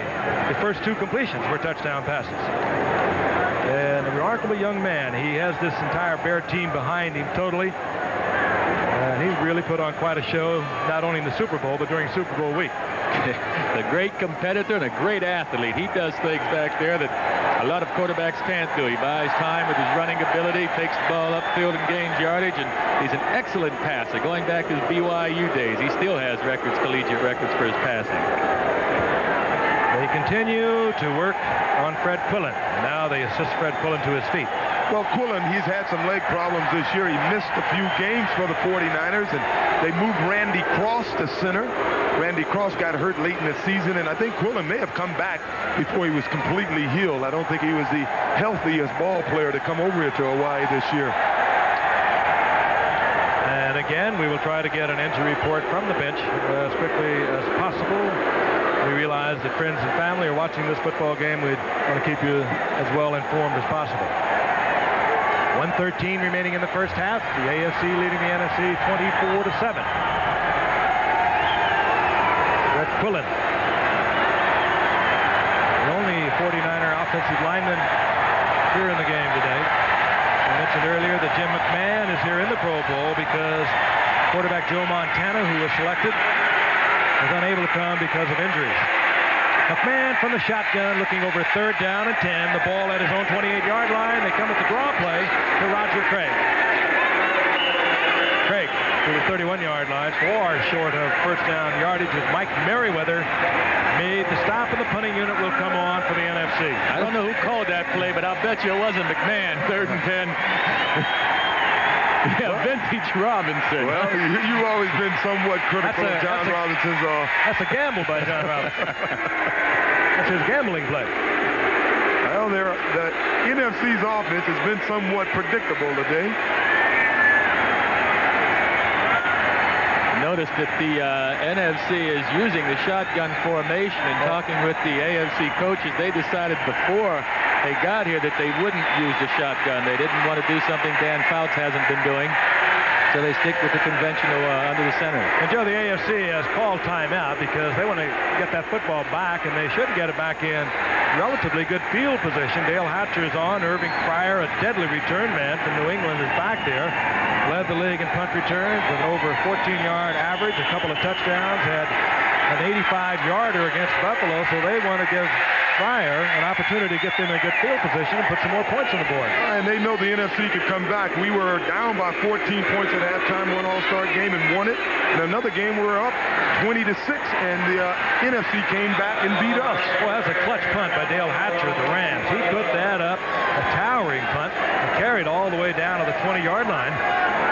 48-yard punt by Hatcher. And usually when you kick one that far, they're going to bring it back because it won't have that kind of altitude. Fine kick.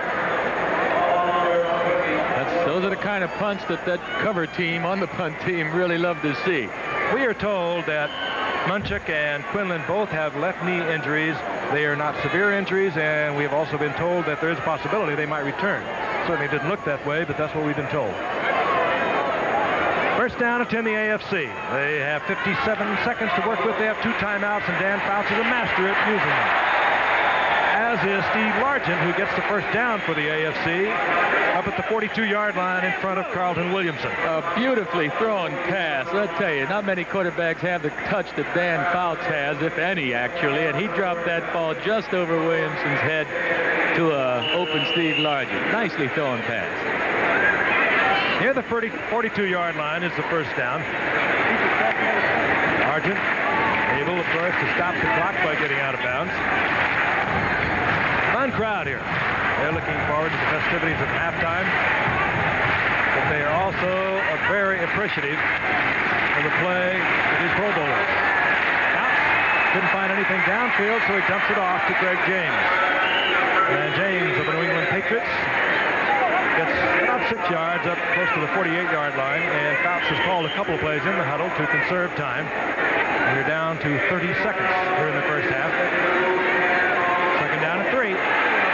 Fouts was in the arms of Dan Hampton of the Chicago Bears, and I think they're going to mark it back at the 41-yard line. He was in the arms, in possession of Dan Hampton, and that's where they'll mark the football.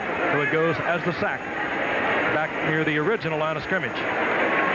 Dan Hampton, another one of those Bears who had a great year defensively. As we look at Quinlan being taken from the field, he moved from the right defensive tackle spot, did Dan Hampton this year, over to the left defensive end and had a sensational season. There he is. One of the few All-Stars who's made this game playing different positions.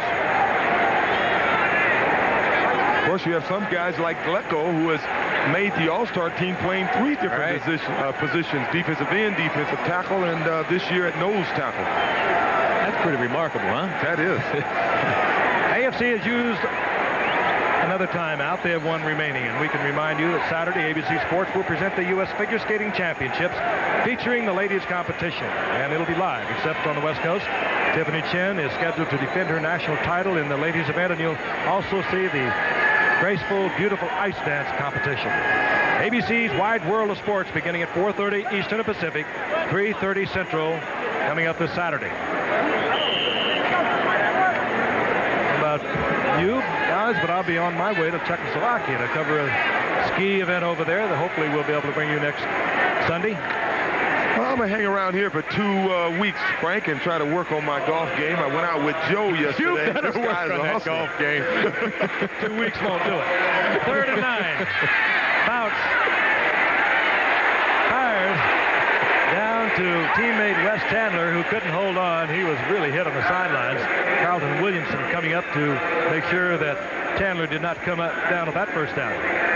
I'm convinced you don't have to be an athlete to play golf, because looking at Joe's legs, I figured he couldn't do anything, and this guy is just about a scratch golfer. Yeah, 9 handicap. You know, if you got your buddy Arnold Palmer to give you some tips, you'd be a darn good golfer too. So. Palmer said forget it. Leroy Irvin drops. And the Colts, Ron Stark will punt away. In 4 years, Stark has not averaged under 44 yards. This one will almost go out of the stadium. Stark really nails one.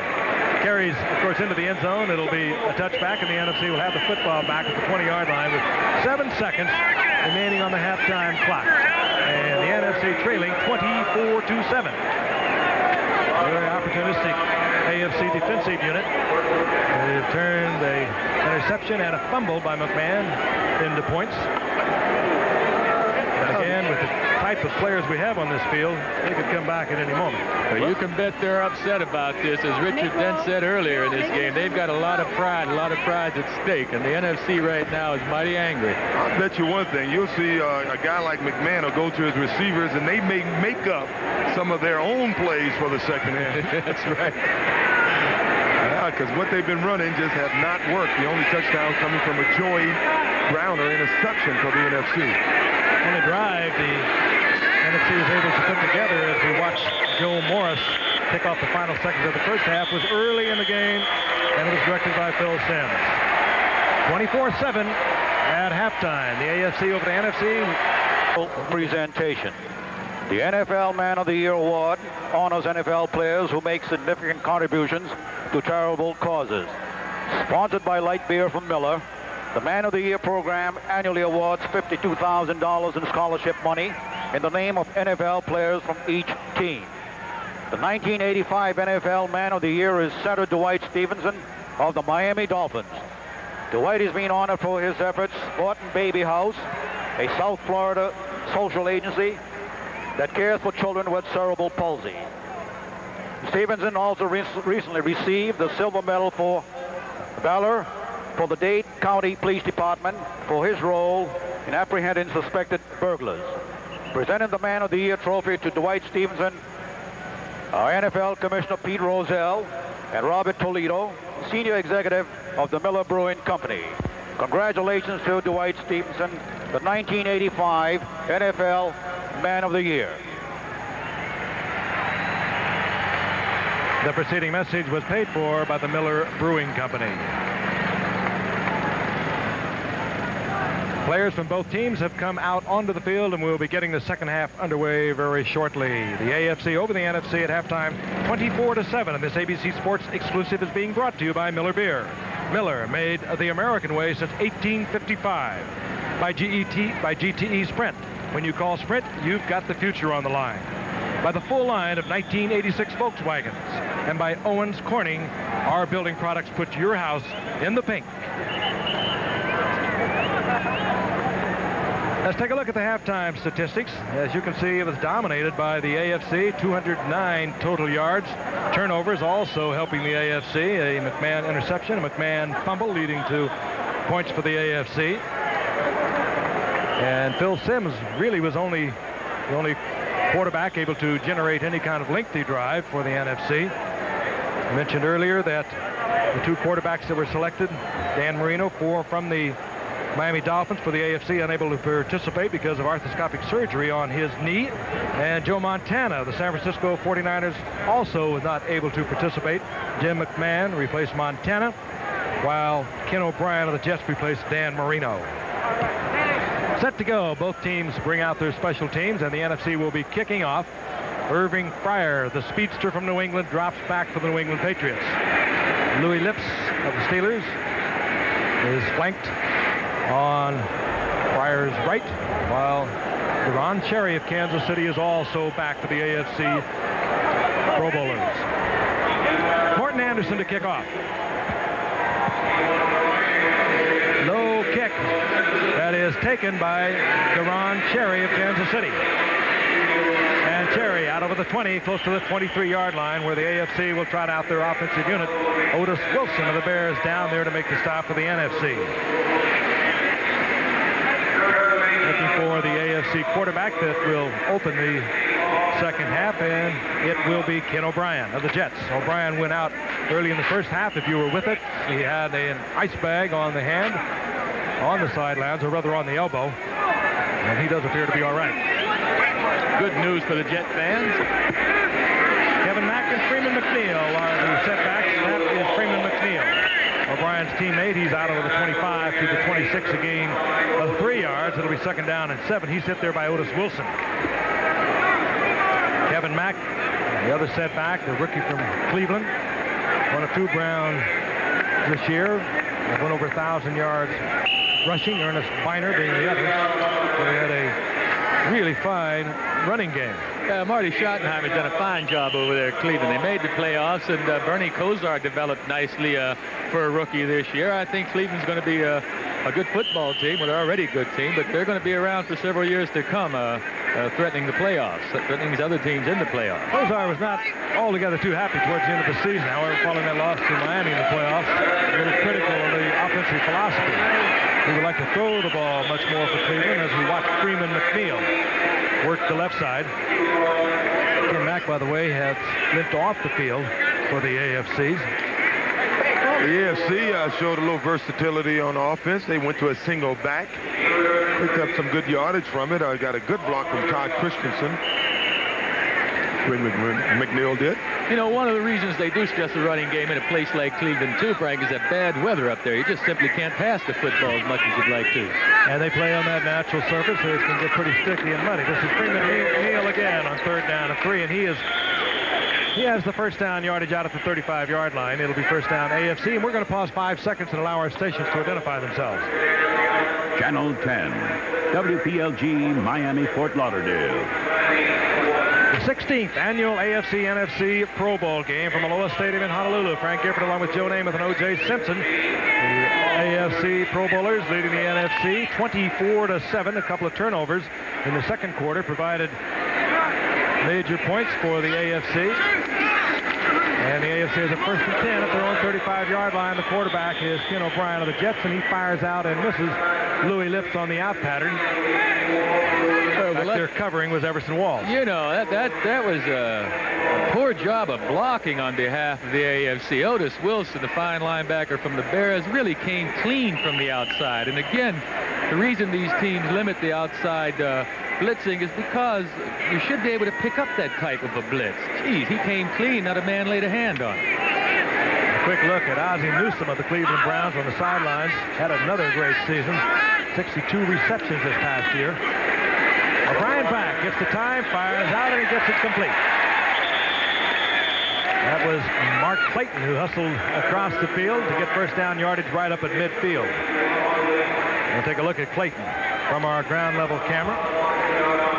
O'Brien this time had time to get it to him, Joe. And he's a very accurate passer, too. He's one of 2 quarterbacks in the entire NFL that completed more than 60% of their passes. The other, of course, is Joe Montana of the 49ers.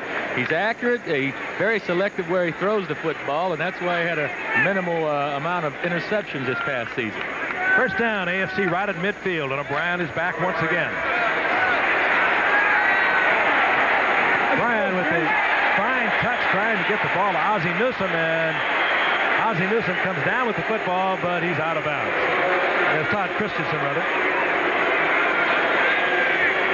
Todd Christensen trying to keep those feet in bounds, and let's take a look at it from the end zone. Kenny's not one of your top scramblers in the league, but he does know how to buy time. He moves out of there nicely. Good defensive work by the NFC, and well, I think old Todd had both feet in bounds that time. Yeah, that was a great piece of work by Todd Christensen. It's the first time I saw a guy on the sideline keep his heels in bounds and not his toes in bounds. We're usually talking toes, aren't we? This time we're talking heels. Second down and 10. Ball gets away from O'Brien and is loose. And this is what the NFC would like to get, and that's the turnover, and they do get it. So the NFC gets a break. They get the football back. The bottom of that pile. There he is, number 54, Randy White. The Dallas Cowboys playing in his 9th Pro Bowl game. Still one of the dominant forces in the National Football League is Randy White, now in his 11th season. It's one of the difficult things about this game, too, is the quarterback-center exchange. Having only 1 week to work with the center, you're going to have a fumble now and then. During the regular season, you're used to your center. You don't have as many fumbles. Bill Sims of the Giants is the quarterback for the NFC. Roger Craig looking for yardage. He'll lose back to midfield. It'll be second down at 11. And down on the sidelines, Tim Brandt is with Marcus Allen. one of the MVPs this year in the National Football League. Marcus scored in the first half, and it is hot down here. How are you holding up? I'm holding up pretty well. You know, the guys are in pretty good shape, and we're just excited to be here and having a good time. I've been spending most of my time at Burger King waiting for Herb to show up, but he hasn't arrived. They wanted to win some money, but it's not going to happen this trip. I thought you were Herb. Let me ask you something. In the very basic situation and the way they set this thing up offensively and defensively, does it make it tougher on you as a runner? No, these guys are professionals. They're bright, intelligent guys, and they can pick up systems really fast, and that's what we've done today. Great year for the Raiders again. Came up a little bit shy. How close are you? What do you have to do next year to get back to the big one? Well, I think it was a good year for us, and we're proud of that fact. But as far as our expectations are concerned, it wasn't good enough. 11-4 season or 11-5 season would be great for a lot of people, but we want to win the big one. That's what it's all about. And my hat's off to the Chicago Bears and New England Patriots who beat us. But I just think if we continue on the path that we're doing right now, we'll do okay. Congratulations, Mark. All right. All right, back upstairs, Frank. And Sims is back once again. He's hit Cosby for the first down for the NFC.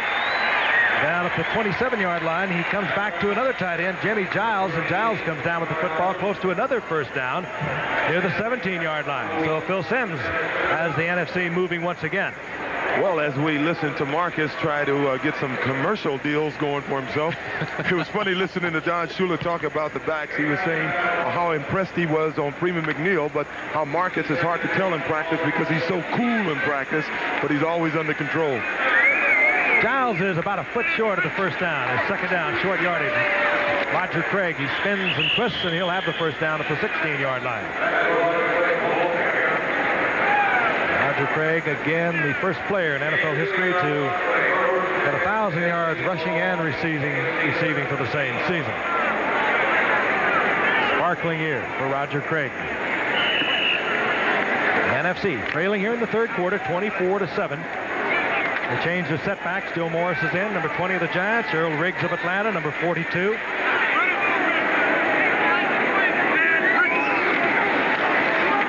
it back. Has the time. Looks in the corner. And Mike Quick was there. Mike Haynes was covering, but Quick was open for a moment. Quick runs a nice post corner pattern here. He drives to the inside and cuts out. Nice pattern. He had his man beaten. It just Phil couldn't get the ball to him. Just missed the pass, or he overthrew the pass is what I should say. Appeared to try to throw it on the line is looked to be one of those passes you should throw a little up and over, let the guy run under it. And that comes again with timing, you know. He may not have been ready to throw then, and that's why he had to put more heat on the ball to get it out there. Maybe Phil was a little late. It'll be second down and 10. The ball near the 15-yard line. Sims looking for Art Monk. Yes, touchdown, working against Louis Wright. Art Monk set an NFL record in receptions a couple of years ago. And had a tremendous season this year with 91 receptions. Makes a tremendous catch working against Louis Wright. A lot of concentration. The ball was loose for a moment. There's Louis Wright, number 20. Keeps his eyes on the football, and he comes down with it in the end zone. Great individual effort here. This is the kind of play you expect to see now and then from these all-stars. And it's designed this way. They expect Monk to adjust to the football. He does it well. He does it better than most receivers. Well, when the guy's covered like that, they try to throw the ball to the back of the helmet of the corner who's covered him, and they expect him to adjust to the ball, and that's exactly what he did. Anderson brings the NFC All-Stars to within 10 points. We'll be back at Honolulu in a moment. And that he is questionable as to whether or not he can come back. And Joe, he told you really that he damaged that knee in the Super Bowl. Right. I was with Jim yesterday at the golf course, and he told me he's concerned about it. It's bothering him. There's some loose pieces in there, and that he's in fact going to have arthroscopic surgery later on this year to find out what exactly is wrong with it. So it has been bothering him for a while. Irving Fryers deep. Anderson puts the foot to it. This one will be taken by Deron Cherry of Kansas City. And Cherry out to the 26-yard line, taken there by Joey Browner of the Vikings, the special teams player who is here today and performing well. Looking at McMahon on the sideline, it's beyond me how a guy can go on national TV with that junk in their mouth. You know, I happen to agree with that. It's a bad habit. Hopefully he'll break it, and the rest of these people that chew tobacco get over that habit. Well, he gets rid of it little by little. Mike Munchak, offensive lineman, has also had a sore knee, will not be back. Fred Pullen, the 49ers, will not be back. He has a sore left knee as we look at the attempt of Steve Largent. Dan Fouts, the quarterback, and Steve Nelson of the Patriots for the AFC has a sore ankle, and he may be back. Fred Young, the special teams player from the Seahawks, has a pulled groin injury, and we understand he will not be back. So the game has taken its toll. 10:04 remaining in the third quarter. The AFC over the NFC 24-14. You know, O.J., you mentioned that chewing tobacco. I was a villain. Now, I broke that rule. I chewed tobacco 17 years, and I quit my last year when I was with the Rams, and it was one of the most difficult things I ever had to do, stop chewing tobacco. Marcus Allen over the right side, a couple of yards, and that's all. It'll be 3rd down and 8. We had a coach one year. He chewed tobacco and swallowed some in the middle of the game, and we thought we would. We thought we had a ex-coach on our hands. Time remaining in the third quarter. Marcus Allen, the NFL's leading rusher, had a tremendous year. Over 2,300 yards from scrimmage. 1,759 of them rushing. 3rd down and 7 for the AFC. And Fouts under pressure. Looking deep. Almost picked off. Wes Hopkins from the Philadelphia Eagles was battling with Irving Fryer of New England. Let's take a look at it again. The Irving has a good step on Everson here, but the ball's underthrown. Had he had it out in front, it could have been 6 points. Hopkins, who had 6 interceptions this year for the Eagles, almost came down with that one. That'll be 4th down, and out comes Roan Stark. And Leroy Irvin of the Rams will drop for the NFC, and they ought to get the ball back in good field position. They should. You know, you mentioned Hopkins. O.J. and I talked to Coach Robinson before the game, and he's the one player that he signaled out that he was really impressed with. He said all of them are good football players, but this Wes Hopkins is really special. Low kick that doesn't turn over for Stark, and here comes Irvin. There goes Irvin at the 40-yard line. Really pounded. That was Chris Hinton of the Indianapolis Colts who hustled down there and hits Irvin right at the 40-yard line. We'll be back in the annual AFC-NFC Pro Bowl game. We are in the third quarter, and the AFC now has a 10-point lead over the NFC. 9:09 remaining here in the third quarter. Phil Simms stays on at quarterback for the NFC. 1st down and 10 at their own 40-yard line. Simms trying to get it deep, and just does overthrow Tony Hill. Another member of the 1986 Hall of Fame class is Kenny Houston, the great defensive back from the Oilers and the Redskins. He's with Tim Brandt on the sidelines. Frank, an old friend of mine, former Redskin, and congratulations. We talked about this day a long, long time ago, and it's finally come true. Congratulations to you. Thank you very much. We did talk about it in 1980, and I think at the end of the retirement speech, he was saying something that I would probably one day be in the Hall of Fame. And I really didn't think much of it because I thought this place was reserved for other people, really, and it's an honor for me. One of the few guys, you had your Houston jersey put in the Hall of Fame, of course, before you were there for the number of interceptions returned for touchdowns. More importantly, how's your golf game?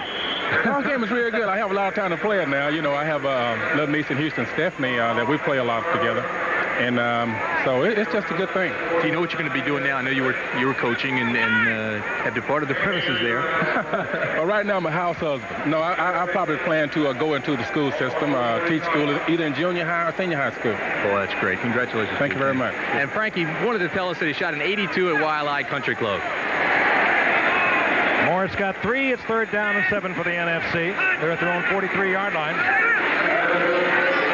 Phil Simms, strong arms run, tries to get it in there, intended for Lofton, but incomplete. Walter Payton, by the way, will not be returning to the game. We mentioned he came down with the flu last night, tried to go in the first half, and finally had to retire to the locker room, and now we understand he has gone back to his hotel. Well, watching Kenny Houston, I think Joe and I agree he's just about the best safety that we've ever played against. He and Dick Anderson were pretty close. Those are the two. That's right. Kenny Houston, Dick Anderson. Two great strong safeties. I'll never forget the hit he put on Walt Garrison on a Monday Night Football game. I believe it was 1978 to save the game for George Allen and the Redskins right at the goal line. Dale Hatchett has one go off the side of his foot. There's a fair catch called for and executed by Marion. He was the single player that coaches are allowed to select. Don Shula brought him in. We'll be back. Watching an adventure movie on a VCR? Terrific. But you're only hearing half the fun until you hear Zenith's Hi-Fi Stereo VCR. The stereo sounds so real, it's like being there. You can even tune in and record stereo TV broadcasts. Zenith's VHS Hi-Fi Stereo VCR. Look out! Quicksand, old boy. One of the smart VCRs. Zenith, smarter than ever. In my travels around the world, I've found no two countries alike, no two governments alike.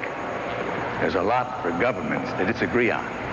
But 31 governments have found at least one thing they can agree on: the power of Sperry computer systems to make government manageable. Now, if 31 countries can agree on that, who knows what else?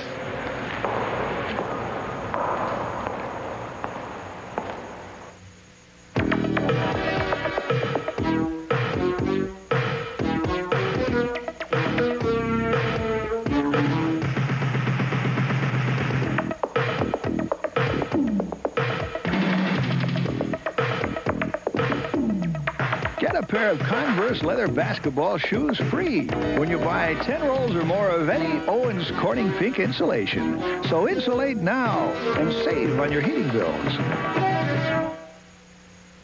Journey to a world of adventure. Harem, starting Sunday, February 9th.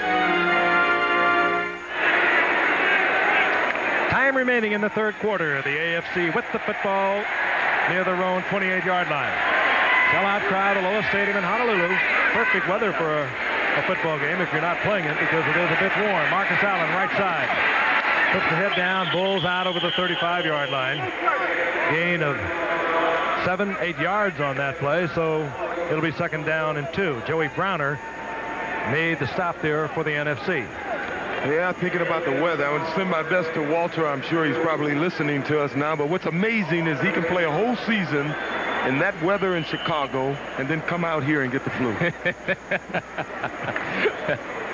What a great season it was for Walter Payton. Only got lost in the shuffle of the 46th defense, but not for the people who really follow this football game. And the great one of all time, of course, as we watch Marcus Allen get the first down for the AFC out over the 40-yard line at the 42. Mike Singletary, another great Chicago Bear, made the stop. Chicago Bears. You know, I want to congratulate Buddy Ryan right now for taking that head job with the Philadelphia Eagles. As a football fan, I'm looking forward to seeing the Eagles improve for sure, but these Bears will miss him. I believe the Bears will miss Buddy severely. Don Robinson strolling the sidelines, just concluding his third season in the NFL with the Rams, as Dan Fouts works against the NFC defense and gets the completion to Steve Largent, who's having a fine Pro Bowl. Largent gets the first down at the 45-yard line.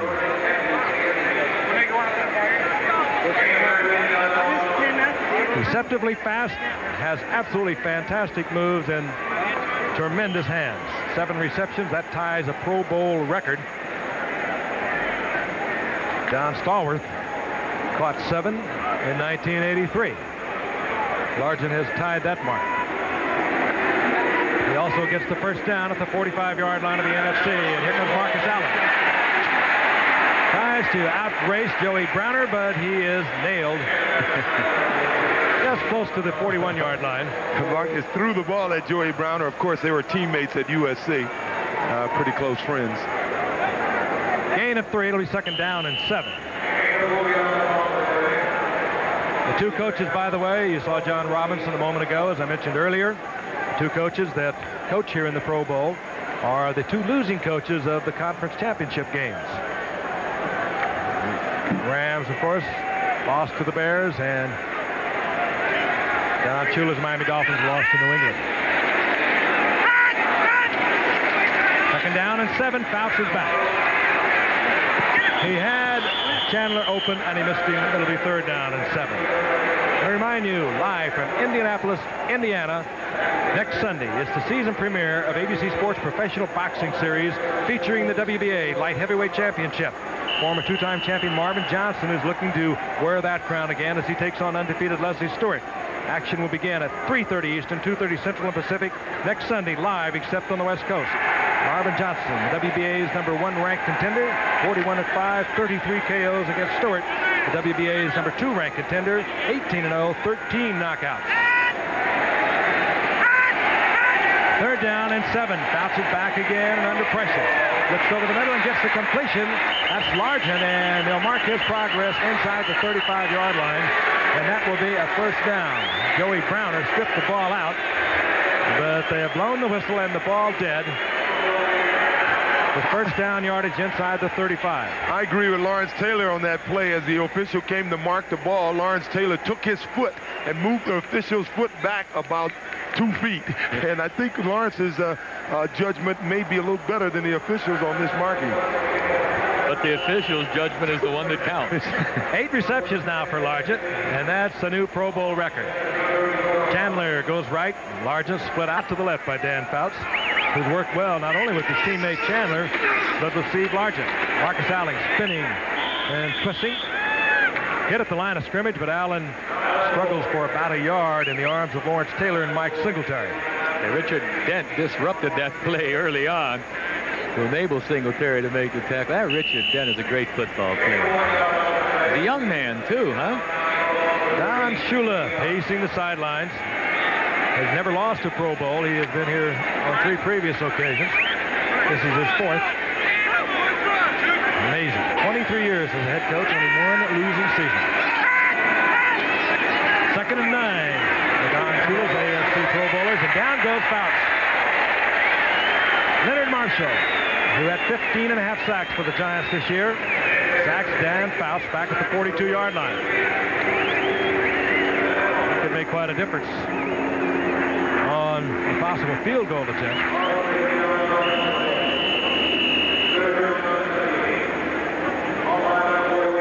It'll be 3rd down and 16. That's the time remaining in the 3rd quarter. The 3rd wide receiver is now in for the AFC. Joining Wes Chandler and Steve Largent is Irving Fryer.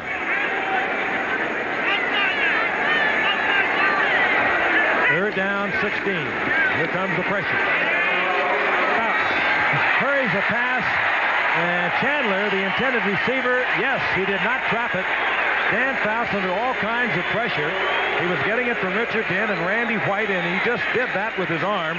And if you've ever doubted the strength of Dan Fouts' arm, he really did not even step into it. He just released it.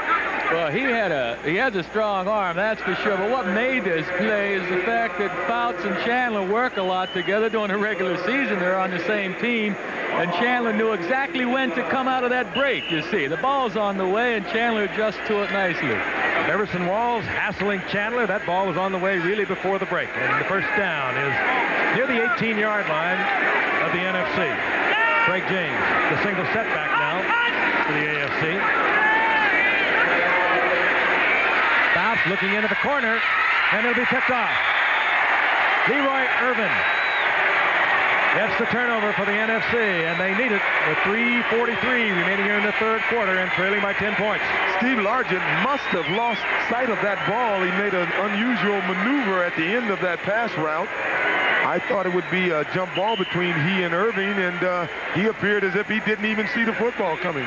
They also had Ozzie Newsom coming into the area. It could have been a busted pattern. I saw Ozzie running a corner pattern. When you have 2 offensive receivers in the same spot, somebody's fouled up. There were almost all of them there. Also, Mark Clayton in the area. The NFC has it back 1st and 10 at their own 20. The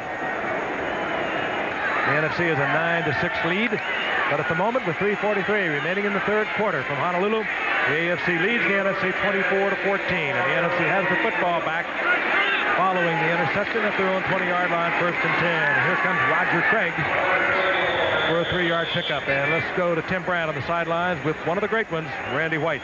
Former teammate of mine, Frank, at the University of Maryland, but hey, is it tough to gear up for these games coming off the season you had? Well, it's you have a fun week over here, but when game time rolls around, everybody pretty much gets ready to play because your pride's on the line out there, and you're playing for the NFC, and try and go out there and play as tough as you can. You know, it seemed like for so long it was the Dallas Cowboys, Randy, and the Pittsburgh Steelers year after year going to the Super Bowl. The luster of America's team, I guess, wore off a little bit last couple of years. Are they back? What does it take to get you guys back to the big one? Well, we had a good year this year. It didn't end up the way we wanted it to, but we've got a good team. We're going to come back next year fighting them. How long can you play? It seems like you've been here forever. Well, I'm going to play as long as my body will let me. Good luck, Randy. All right, Tim. Thank you. All right, Frank. A moment ago, you saw Phil Simms connect with Roger Craig. Let's look at it again. Simms had a lot of pressure around him, and you see that deceptive speed of Roger Craig. He takes it there, that high stepping style of his down the sidelines, and he gets an NFC first down out at the 42-yard line. He also gets a break as Gerald Riggs, number 42, comes in, and Joe Morris do the setbacks. Little fake reverse there. Morris take a little bit of a reverse to Art Monk. They must not have worked on that too long. Kept the ball and turned upfield and gets 8 yards out to midfield. Well, that's the thing that impresses me most about Joe Morris is when he sees it, he doesn't waste any time getting upfield with the football. And on that play, all he would have done is wasted time trying to fake the reverse. He saw he had some room to run, and he got the ball upfield. Wide receivers now for the NFC. James Lofton, number 83. Mike Quick, number 82. As Riggs and Morris stay on as the setbacks. Second down and 2. Simms under pressure. And down he goes. Clay Matthews of the Cleveland Browns, who replaced Chip Banks, who was unable to perform here in the Pro Bowl because of a viral infection, made the sack. That's interesting. 2 former USC guys. Clay Bean from USC replacing Chip Banks. Incidentally, Joe, you were talking to me about Alabama beating SC on this same field in a bowl game.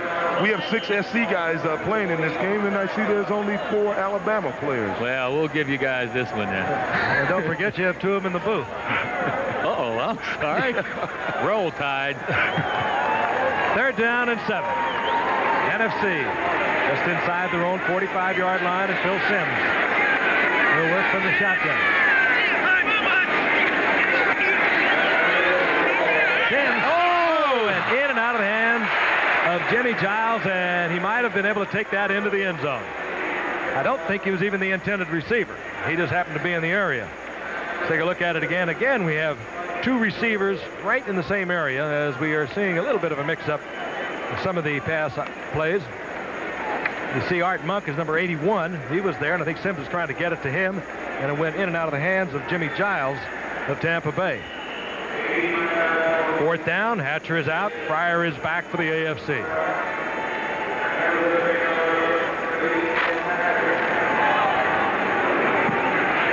Hatcher spanks the beauty.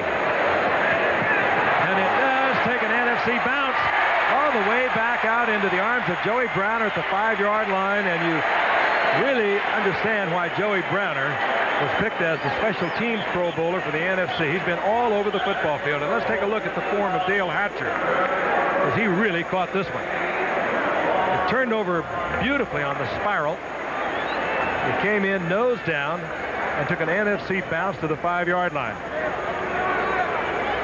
So the AFC is backed up. They'll have a 1st and 10 at their own 6-yard line. They continue to lead 24-14, 1:25 remaining in the 3rd quarter. Ken O'Brien remains the quarterback for the AFC. Freeman McNeil, and he is nailed by Ricky Jackson. And with all the great linebackers around pro football, sometimes I think Ricky Jackson of New Orleans often gets overlooked. Yeah, Frank, I agree with you. There's one thing Ricky Jackson does better than any linebacker that I've seen is when the ball is coming to him, he will penetrate better than anyone.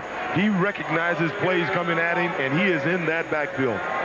That's just another indication of what it means to be a winner. If he was on a winning football team, people would be saying it'd be a household word, Ricky Jackson. But down there in New Orleans or on Tampa Bay like Wilder, you know, these guys just don't have the winning teams to get popular with. O'Brien had to hurry that pass. He was under pressure. Randy White was white on his face. The intended receiver was Louis Lips, but that was a pass that had been underthrown just a little bit. Could have been picked off. It's also a good indication that his elbow is okay. Yeah. I'm talking about Kenny O'Brien. Going back to the point that you just made about the cities that you play in, you know, a lot of people think Andre Tippett may be the premier outside linebacker. He has something like 35 sacks in the last 2 years, and if he played in New York City with he and Lawrence Taylor, I think it'd be Mickey Mantle, Willie Mays all over again. Right. If you could make that trade, you'd be doing something. Who's the best? 3rd down and 12. 39 seconds remaining in the third quarter. O'Brien said something between the McNeil. This is McNeil. I think McNeil was asking O'Brien what the snap count was. He gets out to the 10-yard line, but it'll be a fourth down.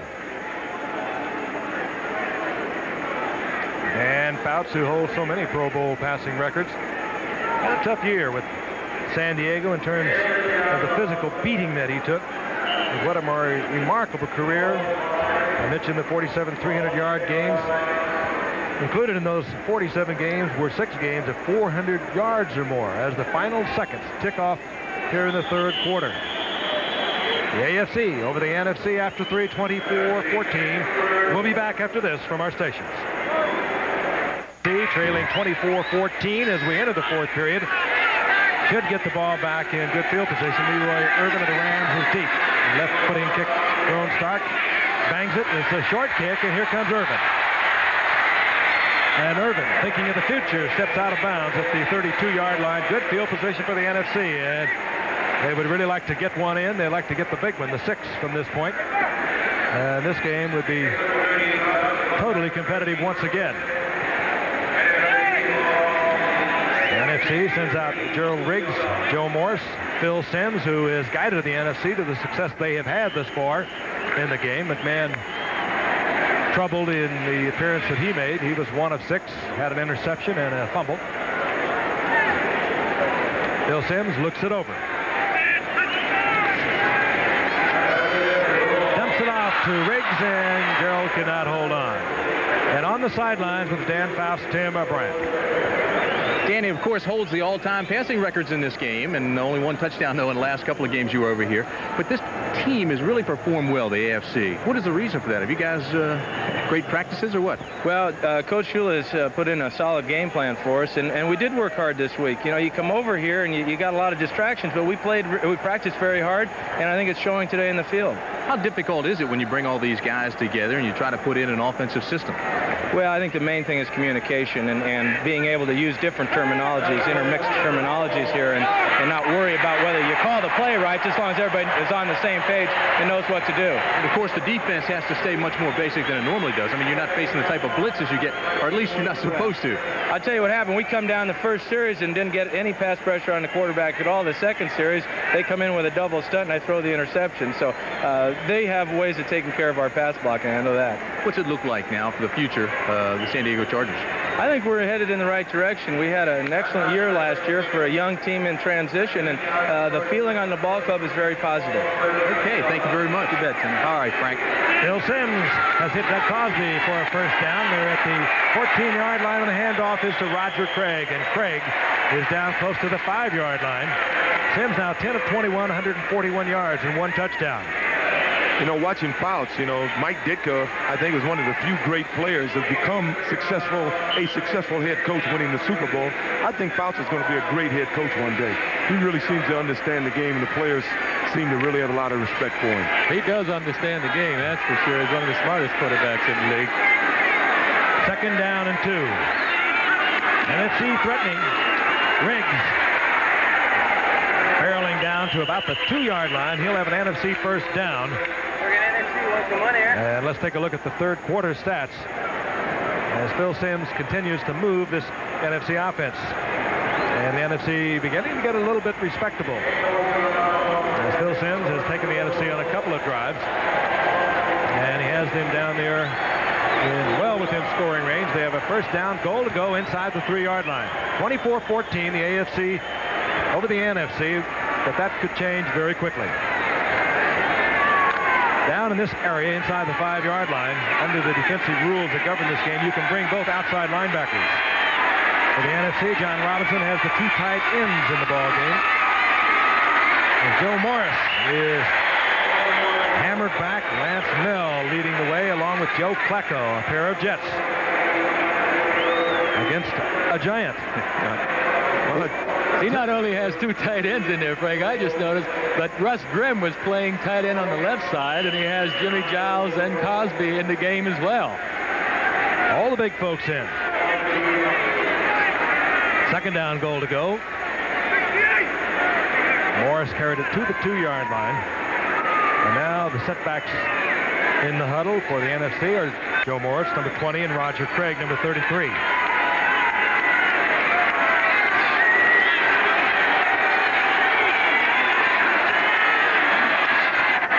Sims looking to the back of the end zone, and Cosby, who picked up the first down a few moments ago, gets the touchdown for the NFC, and this one draws ever closer.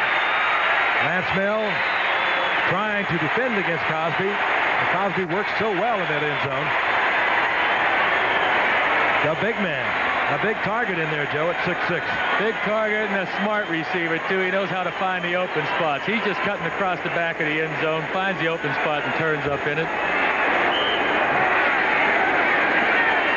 And he had to make sure both those feet stayed in bounds.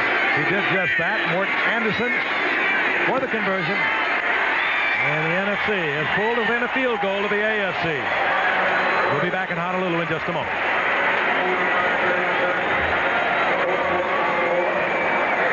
Bowl, it was 24-7 the AFC at halftime. It is now 24-21. The AFC continuing to lead over the NFC with 11:45 remaining here in the fourth period. Irving Fryer will bring it out for the AFC. Former Nebraska All-American with blazing speed gets out to the 21-yard line, tackled there by Dave Durison. Bill Sims has put a bit of a spark into the NFC here in the second half. He's 10 of 21, 141 yards, and has the one touchdown. Actually, I'll correct myself. Sims is 11 of 22, 143 yards, and now 2 touchdowns.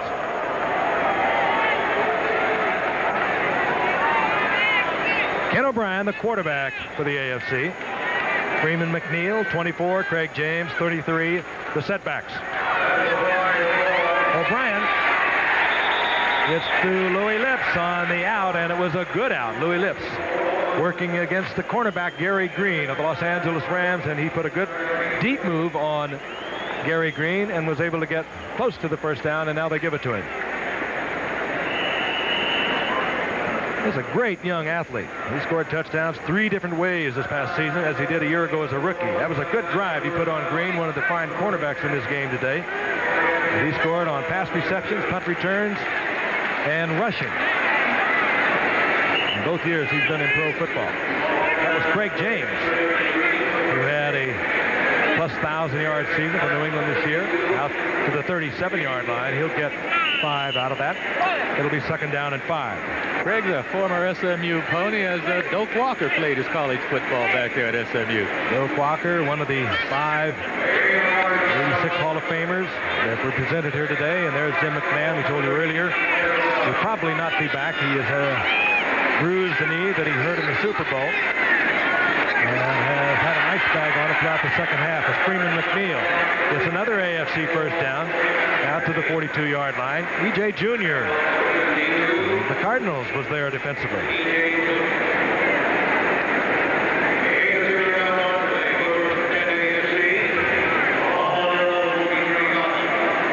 5 new members of the class of '86 Pro Football's Hall of Fame introduced here today. Paul Hornung, who we'll hear from a little later on. Kenny Houston, the Houston Oilers, the Washington Redskins. Willie Lanier of Kansas City. Fran Tarkenton, and Doak Walker. First down and 10, the AFC. Freeman McNeil, a couple of yards to the 45. It'll be second down and 8. Tim Brandt's on the sideline with Doug Cosby. Frank, Doug just scored that touchdown, and this has been a terribly traumatic week for you, I know, Doug. Can you tell us about the tragedy? Yeah, I had a good friend of my wife's and myself drowned on the North Shore when we were over there the other day, and I just like to pass on my condolences to the Hanley family and all of his friends and and family back in Texas. This was on the beach when, just 2 days ago? Yeah, just 2 days ago, and there was 4 or 5 of us went over there, and we all pretty much saw the whole thing, and it was just a situation where someone tried to go in and save him, and they just couldn't do it, and none of us had the capabilities or the right equipment to try to do anything. We just had to watch. It's pretty helpless. Okay, thank you, Doug, for talking with us. That puts things in perspective, Frank. Indeed it does. A terrible tragedy witnessed by Dallas Cowboys tight end Doug Cosby. Meanwhile, the AFC has picked up another first down. Todd Christensen of the Raiders to the NFC's 42-yard line. out, and he goes to Mark Clayton of the Miami Dolphins. And O'Brien, although he's not worked that much with Clayton, had that right on the target. Yeah, and he has good timing, too, out there. The one timing was perfect. Right, to Louis Lips also. You'll see Clayton just coming out of his break here, and the ball's on the way. It's getting there quickly, too. Well, Fouts mentioned that early in the game there wasn't much pressure by the NFC, and then they started to apply some pressure on this drive. They haven't put much pressure on O'Brien. NFC trailing by 3, 9:34 remaining here in the fourth quarter. Freeman McNeil gets away from Richard Dent, but he does not get away from Mike Singletary. He'll lose a couple. It'll be 2nd down and 12. Saturday, ABC Sports will present the U.S. Figure Skating Championships featuring the ladies competition, and it will be live except on the West Coast. Tiffany Chen is scheduled to defend her national title in the ladies event, and you'll also see all the beauty and the grace of the ice dance competition. That's ABC's Wide World of Sports beginning at 4:30 Eastern Pacific, 3:30 Central Time, Saturday here on ABC. 2nd down and 12 for the AFC. O'Brien goes underneath, and he finds Clayton once again. And Clayton works forward to the 25-yard line, short of the first down. It'll be 3rd down and 4. And the flag is down. Looked like a little roughing the quarterback by Otis Wilson. That's a rare call you get here in the Pro Bowl. You got a lot of hitting, but usually nothing out of line. Personal foul, number 55, defense, roughing the passer, enforced from the end of the play. Take a look at it again. Otis Wilson banging into Kenny O'Brien a little late, and Otis Wilson had himself a great year for that Bears defense. That reminded me of the Dallas Cowboy game when he practically took up residency in the Cowboys' backfield during that win over the Cowboys 44-0. And in defense of Otis also, he had his head down there. He couldn't tell whether Kenny had the ball or not that time. A little chintzy. And it did appear as though he could have really teed off on it. On 1st and 10, Freeman McNeil tries to bring it back inside. Tough to do against Ricky Jackson. Ricky did an excellent job of penetrating, forcing the play upfield, which is his first responsibility, warding off the the blocker, and making the tackle. It's a very impressive drive by the AFC, having the NFC score a touchdown and close the gap. They're doing what they need to get the upper hand again. They're keeping the ball away from them, and they may get some points here. And taking the seconds off the clock. $5,000 difference, of course. $10,000 to the winner, $5,000 to the loser. And it starts to take on a little more significance about this time of the game. O'Brien with a lot of time. And it's picked off. Picked off in the end zone. Mike Singletary, the heart and soul of that Bear defense, stepped in front of the intended receiver, Ozzie Newsome. And the NFC, trailing by 3 points, gets the football back. They'll have it at the 20-yard line. And they have 7:57 remaining to play in the game. Good effort by Singletary. We'll be right back. One of them. One of the great ones, son of a preacher man. Singletary got the turnover for the NFC. They have the football back at their own 20-yard line. And Phil Simms goes right to work. Tries to squeeze it in underneath that zone to Joe Morris and could have lost it. Let's go back and take a look at it. O'Brien had all the time in the world, Joe, and this is what you would describe as an ugly interception? Yeah, you know, all interceptions are ugly for quarterbacks, but the old coyote ugly comes in here. Anytime you're in scoring position, you don't want to lose yardage. You certainly don't want to turn the ball over. At least you want to go away with 3 points, and that's the worst mistake a quarterback could make. It was a good interception, but he threw the ball right to the defender, right to Mike Singletary. For the AFC, 4 turnovers, 3 interceptions, and 1 fumble. The NFC had 2, 1 interception and 1 fumble, and this is Roger Craig, left side, 3 yards, giving 4. It'll be 3rd down and about 5. Tim Rand is with a great pal of mine, Paul Hornung, on the sidelines, class of '86, Hall of Fame. Elected into the Hall of Fame, Frank, it is long overdue, and congratulations, Paul. Thank you very much, Tim. It's good to be here finally. Let me take you back over the years. What is your fondest memory in all those glory years for the Green Bay Packers? Well, I guess having the opportunity to play for the coach, Vince Lombardi, and having had the opportunity to play on 4 championship teams. And looking back, I'd have to say that. Do you still see the old guys every once in a while? Oh, sure. I get back up there all the time. I worked at Green Bay Packer preseason, and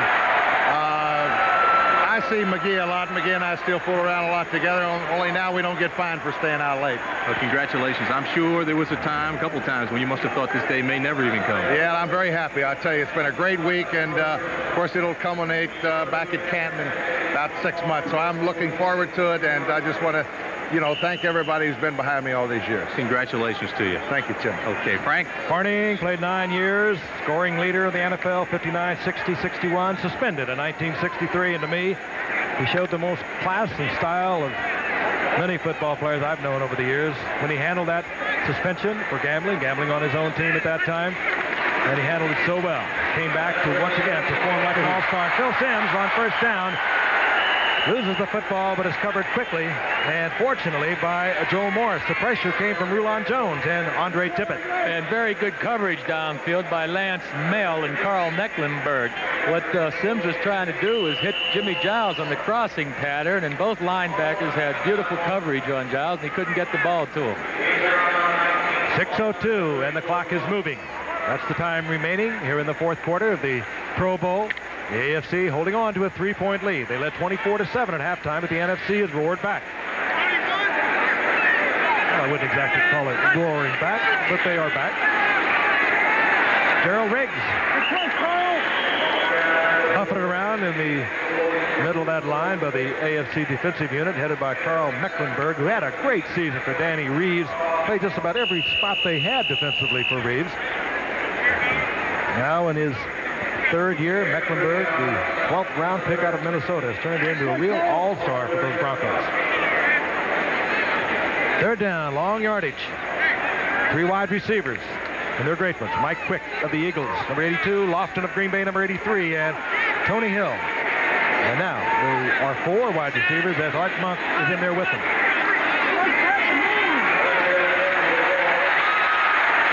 Simms throws under the coverage to Art Monk, who knew absolutely where he was. He gets the first down by less than a yard in front of linebacker Clay Matthews, and the NFC keeps their drive alive. Fine heads-up play by Phil Simms, holding on to that ball, buying time by moving around, and of course Art Monk, the All-Pro, getting enough depth for the first down. What a difference when you have a veteran and somebody like an Art Monk. He knew exactly where he had to be. Simms had a lot of field in front of him. Other quarterbacks might have taken off and run with it. Simms knew that on third and long he needed more than he would pick up running, and they get the first down. Morris, again the fake reverse, and Morris takes it back inside and breaks the tackle to the 35-yard line for another NFC first down. I like Joe Morris. He says, you worry about faking the reverse. I'm getting this ball upfield. That's the second time he's done it. And the first time he gained 8 yards on this play, it appeared to gain about 12 to 13 yards. You know, Bill Parcells has told us over the past couple of years, OJ, you were there last year, he said, we don't like to run him too much. He told us this last year. Bill Parcells has done a tremendous job back there at the Giants, along with general manager George Young. But all of a sudden this year, they were running him every time they had an opportunity to, and he really responded. 294 attempts, over 1,300 yards for the little man. And here's Gerald Riggs. He had over 1,700 yards rushing. He gets a couple. It'll be second down and 8. Tackled by Mecklenburg of the Denver Broncos. Gerald Riggs, who really came into his own at the beginning of the '84 season with the severe injury to William Andrews. He had 8 in '84. He had over 1,400 yards in this past season, as I mentioned, over 1,700 yards. Second down and 8.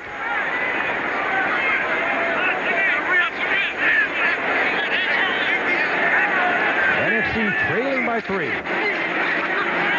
Phil Simms, great timing pass to Art Monk. Beautifully thrown. He delivered the ball before Monk had broken to the sidelines. Another NFC first down at the 15-yard line, and this was beautifully executed. Right, Frank, you put it on the money. Beautifully thrown. The timing was there. Monk just runs an out pattern, and with this kind of timing and the accurate pass, well, you're not going to defend against a play like that. Take a look at the route of Art Monk. You have to respect Art Monk. He doesn't have a blazing speed, but he got the defender moving back. Louis Wright broke it off. The ball was in the air just as he broke, and it was picture perfect. And a first down for the NFC into the 15-yard line. The intensity building here. The NFC trailing by 3. We're late in the fourth period. Simms looking for the touchdown in the end zone to Jimmy Giles. And Giles of Tampa Bay comes down with the touchdown that puts the NFC ahead for the first time today. I tell you, talk about pride in players of this caliber, down by 17 points here in the third quarter. They're all the way back now. They're taking the lead, and I'll tell you, in this game, I've seen it happen more than once, and I played in 3 games when one team was at least 14 points down and came back to win the game. Phil Simms now 15 of 27, 210 yards. He's thrown 3 touchdowns. Really have to admire this young man. So many years in the early going of his career, suffering with injuries. Last year, went the entire season over 4,000 yards, setting a giant record for yardage passing. And that includes Tittle and Connolly. He's having a great day. We'll be back as the NFC has the lead. Anderson hits it. And for the AFC, this is Dennis Smith bringing it out. And a bit of an open. Stays on his feet out to the 34-yard line. Frank Gifford along with O.J. Simpson and Joe Namath watching a good Pro Bowl.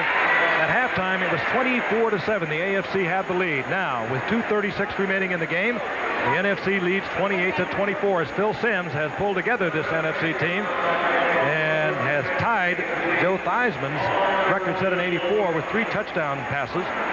He's completed 15 of 27 for 210 yards. Now the job ahead for the AFC. They must move the ball the length of the field. And a field goal will not do it at this point. Ozzie Newsome, the great Cleveland Brown receiver, gets 8 over the middle of the 41. E.J. Jr. defensively there. Hey, 2 Alabama players, former Alabama players. Dan Fouts with a hurry-up offense. Wants to get a play off before the 2-minute warning and save that to stop the clock. And Marcus Allen makes the strategy pay off as he gets a first down at the 46-yard line. He'll try to get another one off, and he will not do it, I don't believe. And Fouts tried to get the play off before the 2-minute warning. He did not do so. The AFC has 3 timeouts remaining. We'll be back. The AFC trailing by 4 points has the first down. Benefit of Marcus Allen and Dan Fouts at the 46-yard line, their own 46-yard line. Fouts struggling to get the ball off. Not pretty, but he gets it to Wes Chandler at the 35-yard line. And Fouts was stumbling and tripping, was able to pick up his teammate deep downfield, and now Fouts rushes upfield and trying to get his entire team up to get another playoff. Here he is, Joe. Look at Richard Dent put the pressure on Fouts. Fouts was able to keep his balance beautifully. What a tremendous effort by Fouts. And Richard Dent, I might add. I tell you, Richard Dent worked over a couple of USC guys. He ran by Anthony Munoz and ran over Marcus Allen. That man's dangerous out there. 25 years old, only his third year he just finished. He's already in his 2nd Pro Bowl. What's to come for Richard Dent? A world champion already? The NFC has called timeout. Dan Fouts was trying to hustle the offensive unit, what remained of it, behind the line of scrimmage, up to the line of scrimmage to get it off. But the NFC decided they would use a timeout. Let's take a look at it again. That's Dent on the right, just hammering through Marcus Allen. Well, not only did he run over Marcus, but then Munoz pushed Dent from behind, and that just gave it a little added momentum on Marcus. Fouts got the Billy Kilmer type pass off, got it downfield. And what I mean by that is it isn't pretty, but it is certainly effective. As long as it gets there. Chandler now has 4 receptions for 114 yards. That's a new Pro Bowl record set by Ken Burrell, 1976. He had 4 receptions for 96 yards.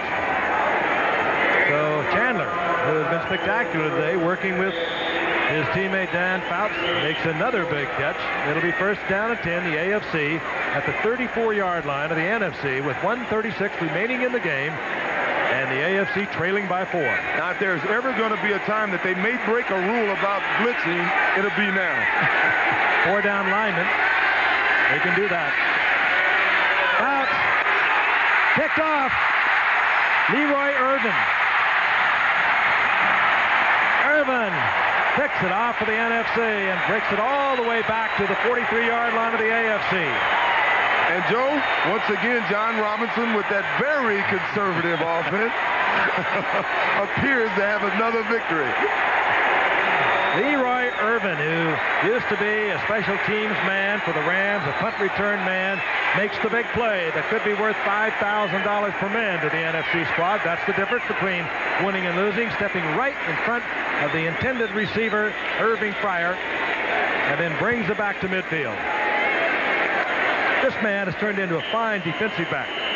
You hear more about Gary Green, and you hear about Lester Hayes and Mike Haynes, but operating in the same city as Leroy Irvin, who now has completed 3 years as a starter for the Rams at that cornerback spot, and he has made a big play.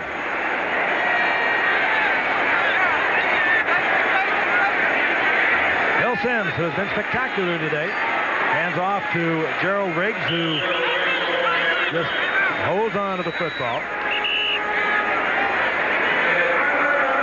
I'll tell you, our ABC Sports exclusive has been brought to you by Bud Light. Everything else is just a light. And by Allstate. For home, auto, business, health, and life, you're in good hands with Allstate. And by the U.S. Armed Forces. It's a great place to start. Phil Simms with a fine performance here at the Pro Bowl, talking to John Robinson. Phil Simms, as I mentioned earlier, struggled through the first few years of his career as the #1 draft pick in 1979, the first draft pick by George Young, the general manager of the Giants. People said, who's Phil Simms? He was from Morehead State. Then he was often injured in those first few years. And last season really was the first year in which he played up to his potential. He passed for over 4,000 yards, led the Giants to the playoffs, led them to a victory over the Rams in this past season. He was a winner once again, with not the same statistics, but very effective. And he has the NFC on the verge of another victory here today. You saw the move at the top of your screen, Andre Tippett trying to get across the line of scrimmage. We'll remind you, coming up next, except on the West Coast, Cindy Williams will star as a wife looking for the perfect instant family to impress her husband's boss in Help Wanted Kids, the first in a series of unforgettable motion pictures on the Disney Sunday movie, which, by the way, will also be seen in its entirety and at its normal time on the West Coast. Penalty marked off against the AFC. Down remains the same. It'll be second down and 5. The ball at the 43-yard line of the AFC. Riggs and Morris are assigned the job of holding on to the football. This is Morris. He also wisely stays in bounds and gets the first down. Great effort by Joe Morris. Yeah, you can't ask more from a running back. He ran along those sidelines. He could have easily gone out of bounds and saved some wear and tear on his body, but he stayed in bounds, kept the clock running, and the AFC calls timeout. Well, it may require a measurement as they mark it back at the 38-yard line, and they'll bring out the sticks. AFC now down to 1 timeout, by the way. Well, they measured off. Will it be the Bears, a dynasty, Joe? O.J.? I think the Bears are going to be there for a while, even though Buddy Ryan did move on to the Eagles. They have such a well-rounded football team, offensively, defensively, kicking game. Yes, I think the Bears are going to be there for 2, 3, 4 more years. I agree with you, Joe. Not only did they have a good scheme with that 46, if you look at their defensive personnel, it's an excellent group of ball players, and I expect if any team can repeat, I think more than any team I've seen in recent years, Chicago has the talent to do it. I expect to see the 49ers back next year if they can stay away from those injuries. And in case you might not have heard, Buddy Ryan, the defensive coordinator of the Bears, has gone to the Philadelphia Eagles. The Bears have hired Vince Tobin, who was with the Baltimore Stars and the Philadelphia Stars over the past 3 years. He'll be the defensive coordinator to replace Buddy Ryan. That'll be a tough job. Our telecast, by the way, presented by authority of the National Football League, is intended for the private use of our audience. Any rebroadcast or other use of this telecast without the expressed written consent of the National Football League is prohibited. As the AFC uses their final timeout. And some of the NFC players, O.J., that have brought friends, relatives, families, wives, girlfriends, are going to be able to afford it. No surprise, the Outstanding Player Award today going to the Giants' Phil Simms. And once again, how proud those of us who have been associated with the Giants are of this young man. I talked about those heartbreaking years with the multiple injuries, and finally playing to the potential that George Young felt this young man had back in 1979 when he made him a first-round draft pick. And for Jim McMahon, who got the call to become a Pro Bowler with the injury to Joe Montana, great performer in his own right. We remember that Minnesota game I talked about earlier.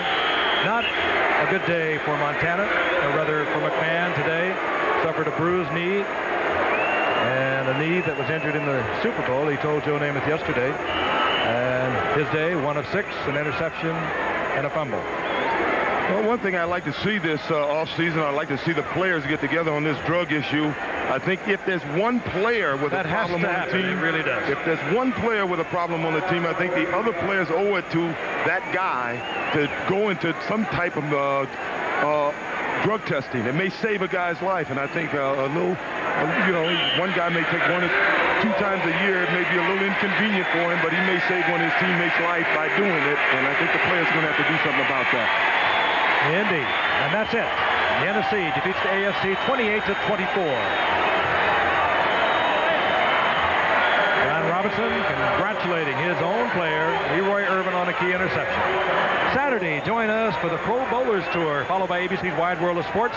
Live coverage of the ladies' competition at the United States Figure Skating Championships, along with the always beautiful Ice Dancing Championship at 4:30 Eastern, 3:30 Central Time, and 4:30 Pacific Time for our West Coast viewers.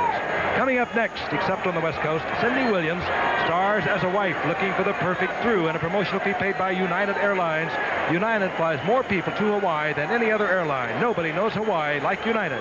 For Joe Namath, O.J. Simpson, this is Frank Gifford thanking you for being with us all year.